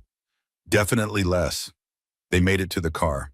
James drove carefully through empty morning streets, while Tori breathed through contractions. The sky was starting to lighten. Dawn approaching. Her daughter would be born on a new day, a fresh start. At the hospital, Dr. Hoffman was waiting. She'd been on call specifically for Tori's delivery. She did a quick exam and smiled. "You're at 7 centimeters already. This baby is coming fast." They moved Tori to a private delivery room. James stayed close, holding her hand through each contraction. Becca arrived 20 minutes later, slightly out of breath. Sorry, I drove as fast as I could. How are you doing?" "I'm good. The epidural is helping." Tori squeezed her father's hand. "I can do this." "Of course you can," James said. "You're the strongest person I know." At the courthouse across town, an emergency session was being held. Derek had filed a motion demanding to be present for the birth. His lawyers argued that he had parental rights regardless of the custody arrangement. Judge Brennan denied the motion. Mr. Ashford will be notified after the child is born. He will not be allowed at the hospital. The protective order stands. Derek stood up, his face contorted with rage. That's my child. You can't keep me away from my own child. I can and I will. Bailiff, if Mr. Ashford doesn't sit down, remove him from my courtroom. Two bailiffs moved toward Derek. His lawyer grabbed his arm and pulled him back down. Your Honor, the lawyer said quickly, my client is understandably emotional. He's about to become a father. He should have thought about that before he tried to strangle the mother. Judge Brennan closed her folder. Motion denied. This hearing is over. Back at the hospital, Tori was in active labor. The contractions were intense now, coming one after another with barely a break between. She focused on her breathing like she'd learned in childbirth class. In through the nose, out through the mouth. Dr. Hoffman checked her progress. You're at 9 centimeters, almost there. Tori's mind drifted during a brief pause between contractions. She thought about her mother, about the last thing she'd said before the cancer took her. Never let anyone make you small. I won't, Mom, Tori whispered. I promise it'll be through. Another contraction hit. This one was different, stronger. Her body was telling her to push. Okay, Tori, Dr. Hoffman said. It's time. Next contraction, I want you to push as hard as you can. Tori nodded. James was on one side, Becca on the other, both of them holding her hands, supporting her. The contraction came. Tori pushed. The pain was incredible, but also purposeful. She was bringing her daughter into the world. She was creating life. Good, Dr. Hoffman encouraged. One more time. Big push. Tori pushed again. She felt her daughter moving, making her way into the world. I can see her head, Dr. Hoffman said. One more push, and she'll be here. Tori gathered every bit of strength she had left. She thought about everything she'd been through. The abuse, the assault, the legal battle, the fear and uncertainty, all of it leading to this moment. She pushed. A baby's cry filled the room. It's a girl, Dr. Hoffman said, smiling. She's perfect. They placed the baby on Tori's chest. Tiny, pink, screaming with healthy lungs. Tori looked down at her daughter's face and felt her entire world shift. This was what mattered, this tiny person, this new life. Hi, Charlotte, Tori whispered. Hi, baby girl. I'm your mom. Charlotte's eyes opened briefly, dark blue, unfocused, searching. She stopped crying and seemed to listen to Tori's voice. I will never let anyone hurt you, Tori said. I promise you that. You're safe, you're loved, and you're mine. James was crying openly now. He touched his granddaughter's tiny hand with one finger. Charlotte's fingers wrapped around his automatically. She's beautiful, he said, just like her mother, just like her grandmother. Becca was taking photos with her phone, tears streaming down her face. I can't believe she's really here. She's really here, Tori repeated. And suddenly everything they had been fighting for became clear. Not revenge, not justice exactly, but this moment, this child, this chance for a different future. 4 hours later, Tori was resting in a private recovery room. Charlotte was sleeping in a bassinet beside the bed, tiny and perfect, and completely unaware of the battle that had been fought over her. A nurse came in with paperwork. We need to notify the father of the birth. It's hospital policy. Go ahead, Tori said.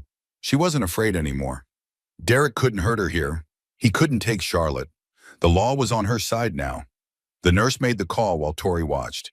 She could hear Derek's voice on the other end, demanding, angry. The nurse calmly explained the visiting restrictions due to the protective order. Mr. Ashford, you'll receive official notification from the court regarding supervised visitation. For now, you're not permitted at the hospital. She hung up despite his protests. He's not happy, the nurse said diplomatically. I don't care, Tori replied. An hour later, a court clerk arrived with official documents. Judge Brennan's emergency custody order had been updated to reflect Charlotte's birth. Tori had sole legal and physical custody effective immediately. Derek's supervised visitation would begin in 1 month after Tori had time to recover. Catherine Mills called to congratulate her. "How are you feeling?" "Tired, happy, relieved." "Good, because I have news. The district attorney is moving forward with criminal charges against Derek. Attempted murder, assault, witness intimidation. The trial is scheduled for 4 months from now." "Will I have to testify?" "Yes, but we'll prepare you thoroughly, and you'll have Charlotte by then. You'll have something concrete to fight for." After Catherine hung up, Tori looked down at her sleeping daughter. Charlotte's tiny chest rose and fell steadily. Her little fists were curled up near her face. She was real, solid, the most important thing in the world. "Your father wanted to control everything," Tori said softly. "He wanted to control me, control you, control the narrative. But he can't control reality. You're here, you're mine." And he lost. While Tori was in the hospital recovering with her newborn daughter, Derek's carefully constructed empire began to collapse. The SEC investigation had been moving quietly in the background for weeks. Now it exploded into public view. Federal agents raided Ashford Innovations headquarters, seizing computers and financial records.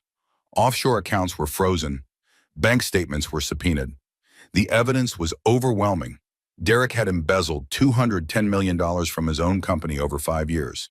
He'd used investor money for personal expenses. He'd falsified quarterly reports. He'd lied to shareholders and the board of directors. Within 24 hours of Charlotte's birth, the board of directors called an emergency meeting.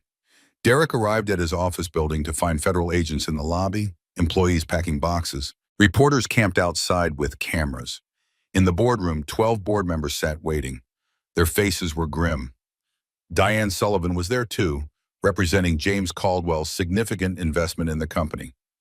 "Derek, sit down," the chairman said. "What the hell is going on? Why are there federal agents in my building?" "Because you've been stealing from this company for years." The chairman slid a folder across the table. "We've seen the evidence, the offshore accounts, the wire transfers, all of it." Derek's face went pale, then red. "This is James Caldwell's doing. He's trying to destroy me because I divorced his daughter."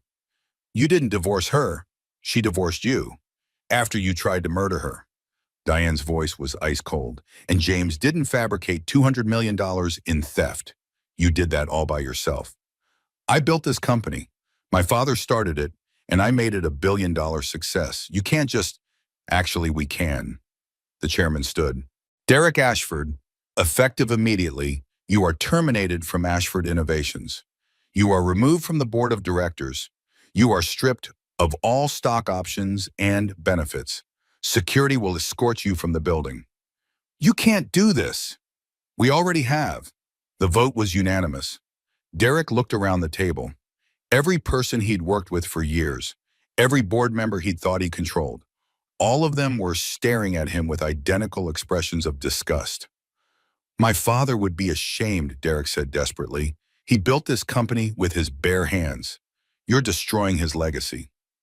"No," Diane said quietly. "Your father would be ashamed of you. You destroyed his legacy yourself." 2 security guards entered the boardroom. Derek looked at them, at the board members, at Diane. His face twisted with rage. "This isn't over. I'll sue all of you. You'll do nothing." The chairman nodded at security. "Get him out of here." They escorted Derek from the building. Employees watched silently as the former CEO walked past in handcuffs. Some of them pulled out phones and recorded it. By evening, the video would have 50 million views. Ja. The financial collapse was swift and brutal. Ashford Innovations stock plummeted. Investors who trusted Derek with billions of dollars pulled out en masse. The company's valuation dropped from $2.3 billion to $400 million in 3 days. Derek's personal assets were seized. The penthouse apartment in Manhattan, the house in the Hamptons, the vacation home in Aspen, the yacht, the cars, the art collection worth $30 million. All of it liquidated to pay back the money he'd stolen. Creditors came after him for outstanding loans. Business partners sued for breach of contract. Former employees filed lawsuits for hostile work environment and wrongful termination. The mounting legal fees alone were astronomical. Derek burned through his remaining liquid assets in a week. His lawyers, seeing the writing on the wall, began withdrawing from his case. They filed motions to be released from representing him, citing irreconcilable differences and unpaid bills. Derek was forced to hire a public defender for his criminal trial. Marcus Webb published a follow-up article titled The Fall of House Ashford. It detailed every step of Derek's collapse, the SAC charges, the board's unanimous vote to remove him, the asset seizures, the bankruptcy filing. The article included a sidebar showing Derek's net worth over time, $2.30 billion at his peak, down to $400 million after the assault video went viral, down to nothing 3 weeks later. James Caldwell had spent $800 million orchestrating Derek's destruction, every penny of his personal fortune, but it had worked. Derek was ruined completely. Margaret Ashford watched her son's collapse from her own apartment. She'd moved out of the family mansion days after the custody hearing. She couldn't bear to be there anymore. She sat alone drinking wine and thinking about the choices she'd made, the times she'd covered for Derek, the lies she'd told to protect him, the video she'd filmed instead of helping Victoria. Her husband had been abusive. She'd lived with violence for 30 years. She'd normalized it, accepted it, passed it down to her son without realizing what she was doing. Now her son was facing prison. His wife had full custody of the grandchild Margaret would probably never see, and it was all her fault. She picked up her phone and called a number she'd avoided for weeks. "Is this Victoria?" Silence on the other end. Then, "Yes. This is Margaret. Please don't hang up." "What do you want?" "I want to see my granddaughter." Margaret's voice cracked. "Please, I know I don't deserve it. I know I helped him hurt you, but she's my only grandchild and you filmed him strangling me. You helped him lie about it. You called me unstable on national television." I know. Margaret started crying. "I raised a monster, I see that now. My husband hit me for 30 years and I thought it was normal. I thought that's what marriage was. And I taught Derek that it was okay to hurt women because I never stood up for myself." Tori was quiet for a long moment. "That doesn't excuse what you did." "No, it doesn't. Nothing excuses it." Margaret wiped her eyes. "I'm getting help. I found a therapist who specializes in domestic violence survivors. I'm going to AA meetings, so I'm trying to understand how I became this person. I'm glad you're getting help, but that doesn't mean you get to see Charlotte." "I understand. I just wanted you to know that I'm sorry, truly, deeply sorry. And if you ever decide to give me a chance, I'll spend the rest of my life trying to be the grandmother she deserves." Tori hung up without responding. Margaret sat in the dark apartment and continued crying. She'd lost everything. Her son, her granddaughter, her self-respect, all because she'd been too weak to break the cycle of violence. But maybe it wasn't too late to try. 3 weeks after Charlotte's birth, Derek's bankruptcy filing became official. $830 million in debt. No assets, no income, no prospects. He'd gone from billionaire to broke in less than a month. His criminal trial was scheduled for the following month. The charges were serious. Attempted murder carried a potential sentence of 25 years. The embezzlement charges added another 15. Witness intimidation, assault, multiple counts of fraud. If convicted on all charges, Derek would spend the rest of his life in prison. His public defender tried to negotiate a plea deal. The district attorney refused. Too much evidence. Too much public attention. This case was going to trial. Tori read about Derek's bankruptcy in the newspaper while nursing Charlotte. She felt nothing. No satisfaction. No vindication. Just emptiness where her fear of him used to be. "He's gone," she said to her daughter. "He can't hurt us anymore." Charlotte finished nursing and looked up at her mother with unfocused eyes. She made a small sound, something between a coo and a creety. "You know, baby girl, I know." Her phone rang. It was Catherine Mills. "Derek's lawyers just called. He wants to see Charlotte. He says he has a right as her father." "No." "I agree, but legally he does have supervised visitation rights. 1 hour per month, remember? Then we'll do it at the facility like the judge ordered, with security present. He doesn't get to be alone with her for 1 second." "Understood. I'll set it up for next week. Are you sure you want to do this? You don't have to bring her if you're not ready. Tori looked down at Charlotte. Her daughter was falling asleep, milk drunk and peaceful. I need him to see what he lost, Tori said slowly. I need him to understand that he destroyed his own life and that I'm not afraid of him anymore. Okay, I'll make the arrangements. The supervised visitation facility was a bland building in a commercial district. Gray walls, fluorescent lighting, security cameras in every corner. Tori arrived with Charlotte, now 4 weeks old. Becca came too, for moral support. James wanted to come, but Tori asked him to stay home. I need to do this by myself, she'd said. I need to face Derek without anyone protecting me. A social worker named Linda greeted them at the entrance. She was in her 40s with kind eyes and a calm demeanor. Mrs. Ashford, thank you for coming. I know this is difficult. It's okay, let's just get it over with. Linda led them to a small room with a table and chairs. Windows on 2 sides allowed security staff to observe. Cameras recorded everything. Mr. Ashford will be brought in shortly. You'll sit here with Charlotte. He'll sit across from you. He's not allowed to touch the baby without your permission. I'll be in the room the entire time. If you feel uncomfortable at any point, just say the word and we end the visit immediately. Thank you. Tori sat down and adjusted Charlotte in her arms. Her daughter was awake, looking around with curious eyes. She'd grown so much in 4 weeks, already filling out, losing that newborn scrawniness. The door opened. Derek walked in. Tori barely recognized him. He'd lost weight. His hair was unkempt.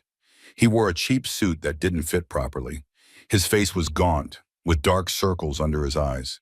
He looked 10 years older than he had at the gala. Derek's eyes went immediately to Charlotte. Something flickered across his face. Grief? Regret? Tori couldn't tell. He sat down across from her. The table was between them. Linda stood near the door, watching carefully. For a long moment, no one spoke. Victoria. Derek's voice was hoarse. You look well. I am well. Charlotte is well. Derek's eyes filled with tears. She's beautiful. Can I hold her? No. Victoria, please, she's my daughter. I just want to hold her for a minute. You tried to kill her. When you had your hands around my throat, you were killing both of us. You don't get to hold her. Derek's jaw clenched. Tori recognized that expression, the anger building, the control slipping. But he couldn't do anything here. The cameras were recording. Linda was watching. Security was outside the door. He was powerless. I'm sorry, Derek said. The words sounded forced, rehearsed. For everything, I was under so much pressure. Work stress, family expectations. I wasn't myself. Stop. Tori's voice was firm. You don't get to do that. Do what? Make excuses, blame circumstances, pretend you're someone else. You are yourself, Derek. The man who threw things at me, who twisted my wrist, who isolated me from my friends and family, who tried to strangle me while I was pregnant. That's who you really are. I was sick. I needed help. You're not sick. You're abusive. There's a difference. Tori shifted Charlotte in her arms. Sick people want to get better. They take responsibility. They change. You did none of those things. Even now in this room, you're making excuses. Derek's facade cracked. You destroyed my life. No, you destroyed your life. You tried to murder your pregnant wife in front of hundreds of witnesses. You embezzled millions of dollars. You threatened people. You lied. Every consequence you're facing is the direct result of your own choices. Your father spent $800 million to ruin me. My father spent $800 million to protect me, to protect Charlotte, because that's what real love looks like. Tori leaned forward slightly. You don't know what love is, Derek. You think love is control, possession, but it's not. Love is sacrifice, it's protection. It's putting someone else's well-being above your own. So this is revenge? No, this is justice, and I'm finally free. Derek's hands clenched into fists on the table. Linda moved slightly closer, alert. Free? Derek's voice rose. You're a single mother with no money and no job. Your father bankrupted himself protecting you. You think you're free? You're going to struggle for the rest of your life. Maybe, but I'll struggle without you, and that makes everything easier. You can't keep my daughter from me forever. I don't have to keep her from you. The courts are doing that. You're going to prison, Derek, for years, maybe decades. By the time you get out, Charlotte will be an adult. She'll know exactly who you are and what you did, and she'll make her own choice about whether to have a relationship with you. Derek stood up abruptly. His chair scraped against the floor. Linda stepped forward immediately. Mr. Ashford, please sit down. This visit is over. I can't. He looked at Charlotte one more time. I can't do this. He turned and left the room. The door closed behind him with a hollow thud. Linda approached Tori. Are you okay? Yes, I'm fine. Tori stood up, holding Charlotte carefully. Actually, I'm better than fine. She walked out of the facility into bright afternoon sunshine. Becca was waiting by the car. How did it go? It's over. Really over. Tori looked down at her daughter. He can't hurt us anymore. He has no power over us. He's just a broken man who destroyed his own life. How do you feel? Tori thought about it. She'd expected to feel triumphant, vindicated, satisfied, but mostly she just felt light, free, like a weight she'd been carrying for years had finally lifted. I feel nothing, she said, and that's exactly right. 6 months later, Tori stood in front of the mirror in her small apartment. It was modest, one bedroom, not much space, but it was hers. Every piece of furniture she'd chosen herself. Every decoration reflected her taste, not Derek's. Charlotte, now 7 months old, was crawling around the living room floor. She'd hit that milestone early, already trying to pull herself up on furniture, already babbling constantly. A happy, healthy baby who knew nothing of the darkness that had surrounded her conception and birth. The walls were covered with photos. Tori's mother holding baby Tori, James holding Charlotte at the hospital, Becca making silly faces at the baby, Dr. Hoffman at Charlotte's checkup, Marcus Webb holding his journalism award. Not a single photo of Derek. Tori was getting ready for work. She'd returned to her old nonprofit 3 months ago, starting part-time. The organization welcomed her back with open arms. Within weeks, they promoted her to director. The position came with a modest salary but fulfilling work. She was helping young people access education, making a real difference. James visited every Wednesday for grandfather Charlotte time. He'd rebuilt his fortune slowly, making smart investments. He'd never regret spending $800 million to protect his daughter. He said it was the best money he'd ever spent. Becca came over every Saturday. She and Charlotte had a special bond. Charlotte always smiled biggest for Aunt Becca. Tori's phone buzzed with a reminder. Derek's criminal trial had concluded yesterday. She'd testified 3 weeks ago, told her story clearly and calmly, shown the jury her medical records, pointed to the fading scars on her throat. The verdict came in quickly. Guilty on all counts. Sentencing was today. Tori wasn't going to attend. She didn't need to see Derek in handcuffs. Didn't need the closure of watching him get sentenced. She'd already closed that chapter of her life. But Catherine texted her with updates throughout the morning. Judge gave him 12 years for attempted murder, 10 for embezzlement, 3 for witness intimidation, sentences to run consecutively, 25 years total. Tori read the message and felt nothing, just emptiness where her fear used to be. She picked up Charlotte and held her close. Your father is gone, baby girl, for a very long time, and we're going to be just fine without him. Charlotte grabbed Tori's hair and giggled. That evening, Tori recorded a voice memo on her phone, something for Charlotte to listen to when she was older, when she started asking questions about her father. Hi, baby girl. If you're listening to this, it means you're old enough to want to know the truth about me, about your father, about everything that happened. So here's what I want you to know. Your father was abusive, not because of work stress or family pressure or any external circumstance. He was abusive because he made a choice to hurt people he claimed to love.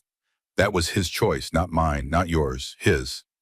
I stayed in that relationship for 3 years. I made excuses for him. I explained away every red flag. I thought I could fix him. I thought love was enough. I learned that love is never enough when the other person doesn't want to change. I learned that staying in a bad situation doesn't make you strong. It just makes you stuck. I also learned that asking for help isn't weakness, it's strength. Your grandfather, Becca, Dr. Hoffman, so many people helped me escape. I couldn't have done it alone. And that's okay. The thing about abusive relationships is that they make you feel crazy, like you're overreacting, like everything is your fault. I spent 3 years questioning my own reality, doubting my own perceptions, thinking I was the problem. But I wasn't the problem. I was never the problem. The moment I stopped sucking for his permission to save myself was the moment I became free. Your grandfather gave me tools, resources, support, but I saved myself in you.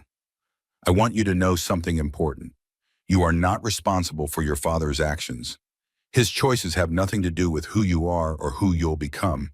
You get to choose your own path. Someday he might try to contact you. He might try to build a relationship. That's your decision to make. I won't interfere. I won't try to poison you against him. But I also won't lie about what happened. Here's the truth. He tried to kill me while I was pregnant with you. He hurt me for years before that. He stole money. He lied. He manipulated. He used his wealth and power to silence his victims.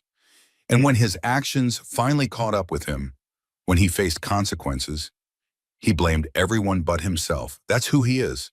That's who he chose to be. But you're not him. You're mine. You're your grandfather's. You're the product of love and sacrifice and people who fought to protect you. That's your legacy, not his. I love you, Charlotte, more than anything in this world. And I promise you this, I will never let anyone make you small. I will never let anyone hurt you.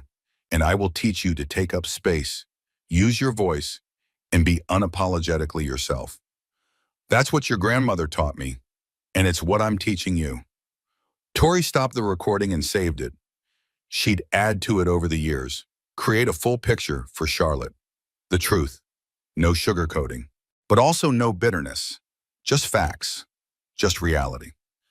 1 month later, Tori was invited to speak at a support group for domestic violence survivors. She almost declined.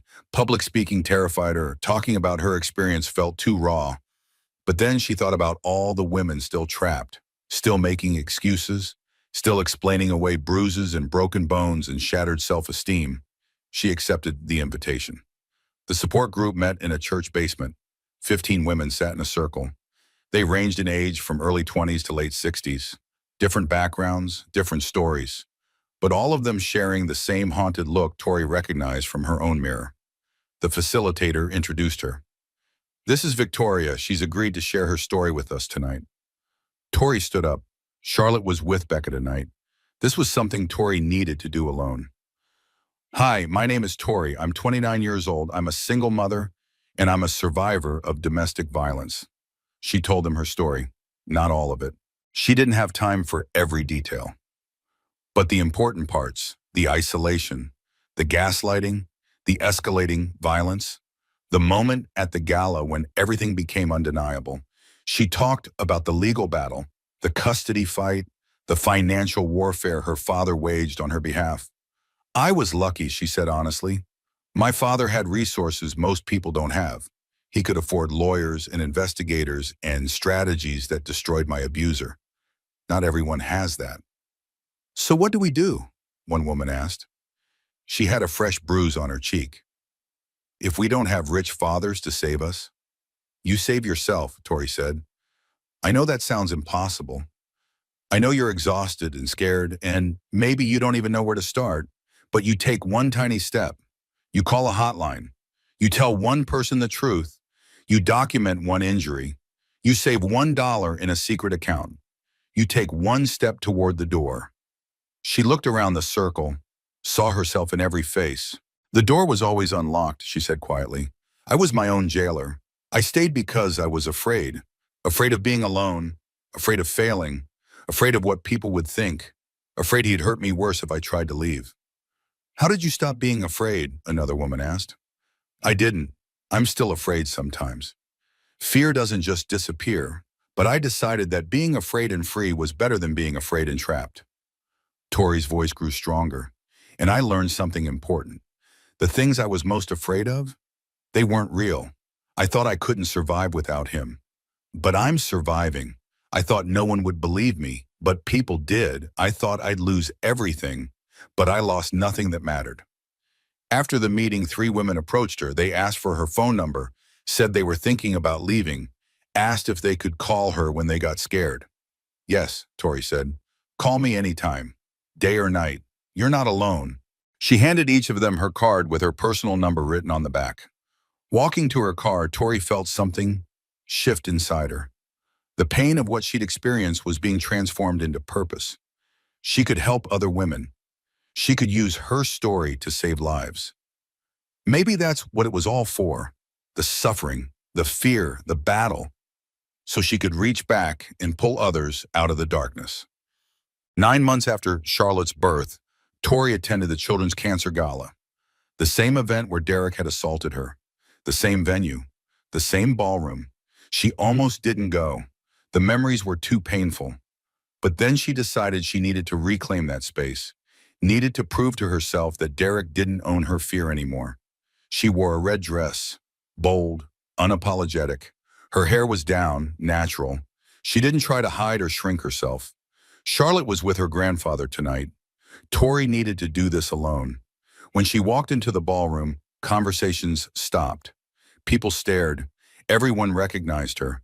Everyone remembered what had happened here. Tori held her head high and kept walking.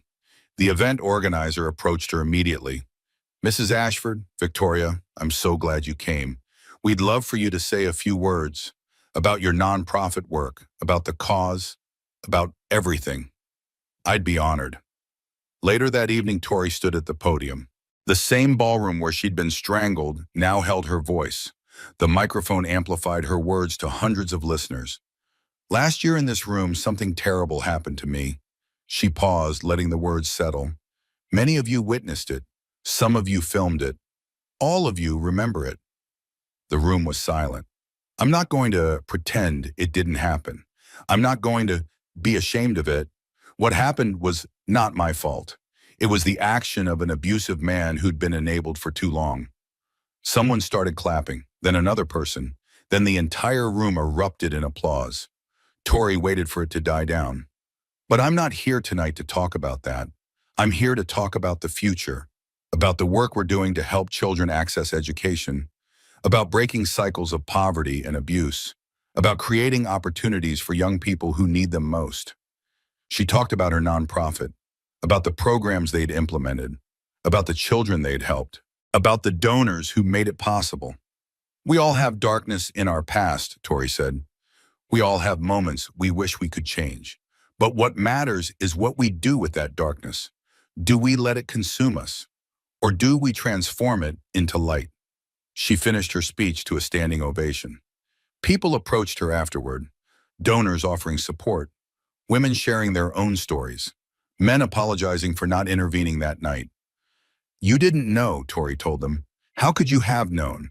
I didn't even fully know what was happening to me. After the formal part of the evening ended, Tori stood near the window looking out at the city. Lights twinkled. Life continued. The world kept spinning regardless of individual tragedy or triumph. Someone approached her, a man in his early 40s with kind eyes and an easy smile. Mrs. Ashford, I'm Daniel Patterson. I run a foundation that supports domestic violence prevention. I've been following your story. I'm incredibly impressed by your strength. Thank you.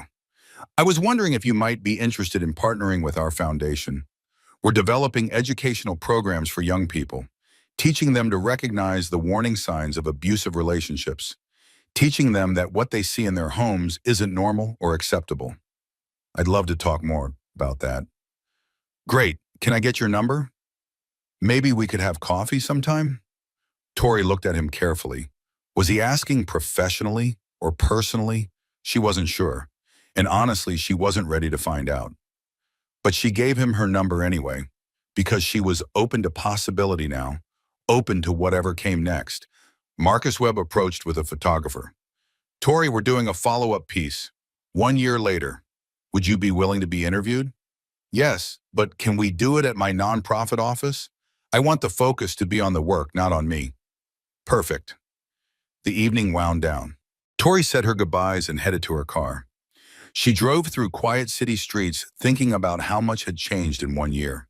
This time last year, she was 8 months pregnant and terrified, trapped in a marriage that was killing her, afraid to leave, afraid to stay, paralyzed by fear. Now she was free. She had her daughter, she had her work, she had herself back. So, at home, Tori paid the babysitter and checked on Charlotte. Her daughter was asleep in her crib, one tiny fist near her mouth, peaceful, safe, loved.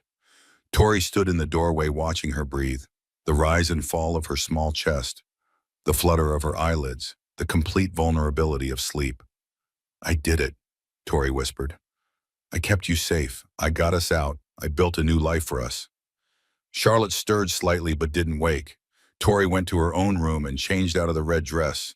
She looked at herself in the mirror, really looked, not judging, not criticizing, just seeing herself clearly.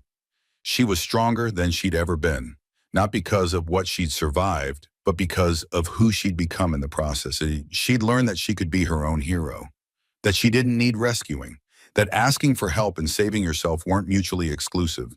She'd learned that love shouldn't hurt, that real love built you up instead of tearing you down, that she deserved better than scraps and apologies. She'd learned that her mother was right. Never let anyone make you small. Tori crawled into bed and closed her eyes. Tomorrow she had work. Charlotte had a doctor's appointment. Life continued with its mundane necessities and simple pleasures. But tonight she just wanted to rest, to feel the safety of her own apartment, to know that no one would wake her up with angry words or violent hands. She was free, finally, completely, undeniably free, and she would never let anyone cage her again. 2 years after the Gala incident, Tori received a letter. It had been forwarded through her lawyer. Prison mail, Derek's handwriting on the envelope. She almost threw it away without reading it, but something made her open it. The letter was short, 3 paragraphs. "Victoria, I'm writing this because my therapist says I need to take responsibility for my actions. I hurt you. I hurt us. I destroyed our family. I know sorry doesn't fix anything. I know I can't undo what I did. I think about Charlotte every day. Wonder what she looks like, if she has your eyes or mine, if she's walking and talking yet, if she'll ever know who I am. I don't expect forgiveness. I don't expect anything. I just wanted you to know that I see it now, what I did, who I was, and I'm trying to be different. Not for you, not even for Charlotte, but for myself, because I can't live with who I was, Derek." Tori read the letter twice. Then she folded it carefully and put it in a box with all the legal documents from their divorce. She didn't respond, didn't acknowledge it. Some things didn't require a response. That weekend, Tori took Charlotte to the park. Her daughter was 2.5 now, running, talking in full sentences, full of energy and joy. "Mommy, look!" Charlotte pointed at the swings. "Push me!" Tori pushed her daughter on the swing, listened to her laugh with pure delight, watched her hair fly back as she went higher. This was what mattered. These moments. This child. This life they'd built together. The past was over. Derek was in prison. The danger had passed. Only the future remained. Wide open, full of possibility. "Higher, Mommy, higher!" Tori pushed the swing. Charlotte's laugh echoed across the playground. She never let anyone make her small again, and neither would her daughter. If Victoria's story moved you, hit that like button. Share this with someone who needs to hear that freedom is possible, that asking for help is strength, that abuse is never the victim's fault. Drop a comment telling me what moment hit you hardest. Was it the hospital scene, the courtroom victory, or that final confrontation at the jail? And subscribe, because next week I'm bringing you another true story of someone who refused to stay a victim, someone who fought back and won. You're not alone. Your story matters, and freedom is always worth fighting for.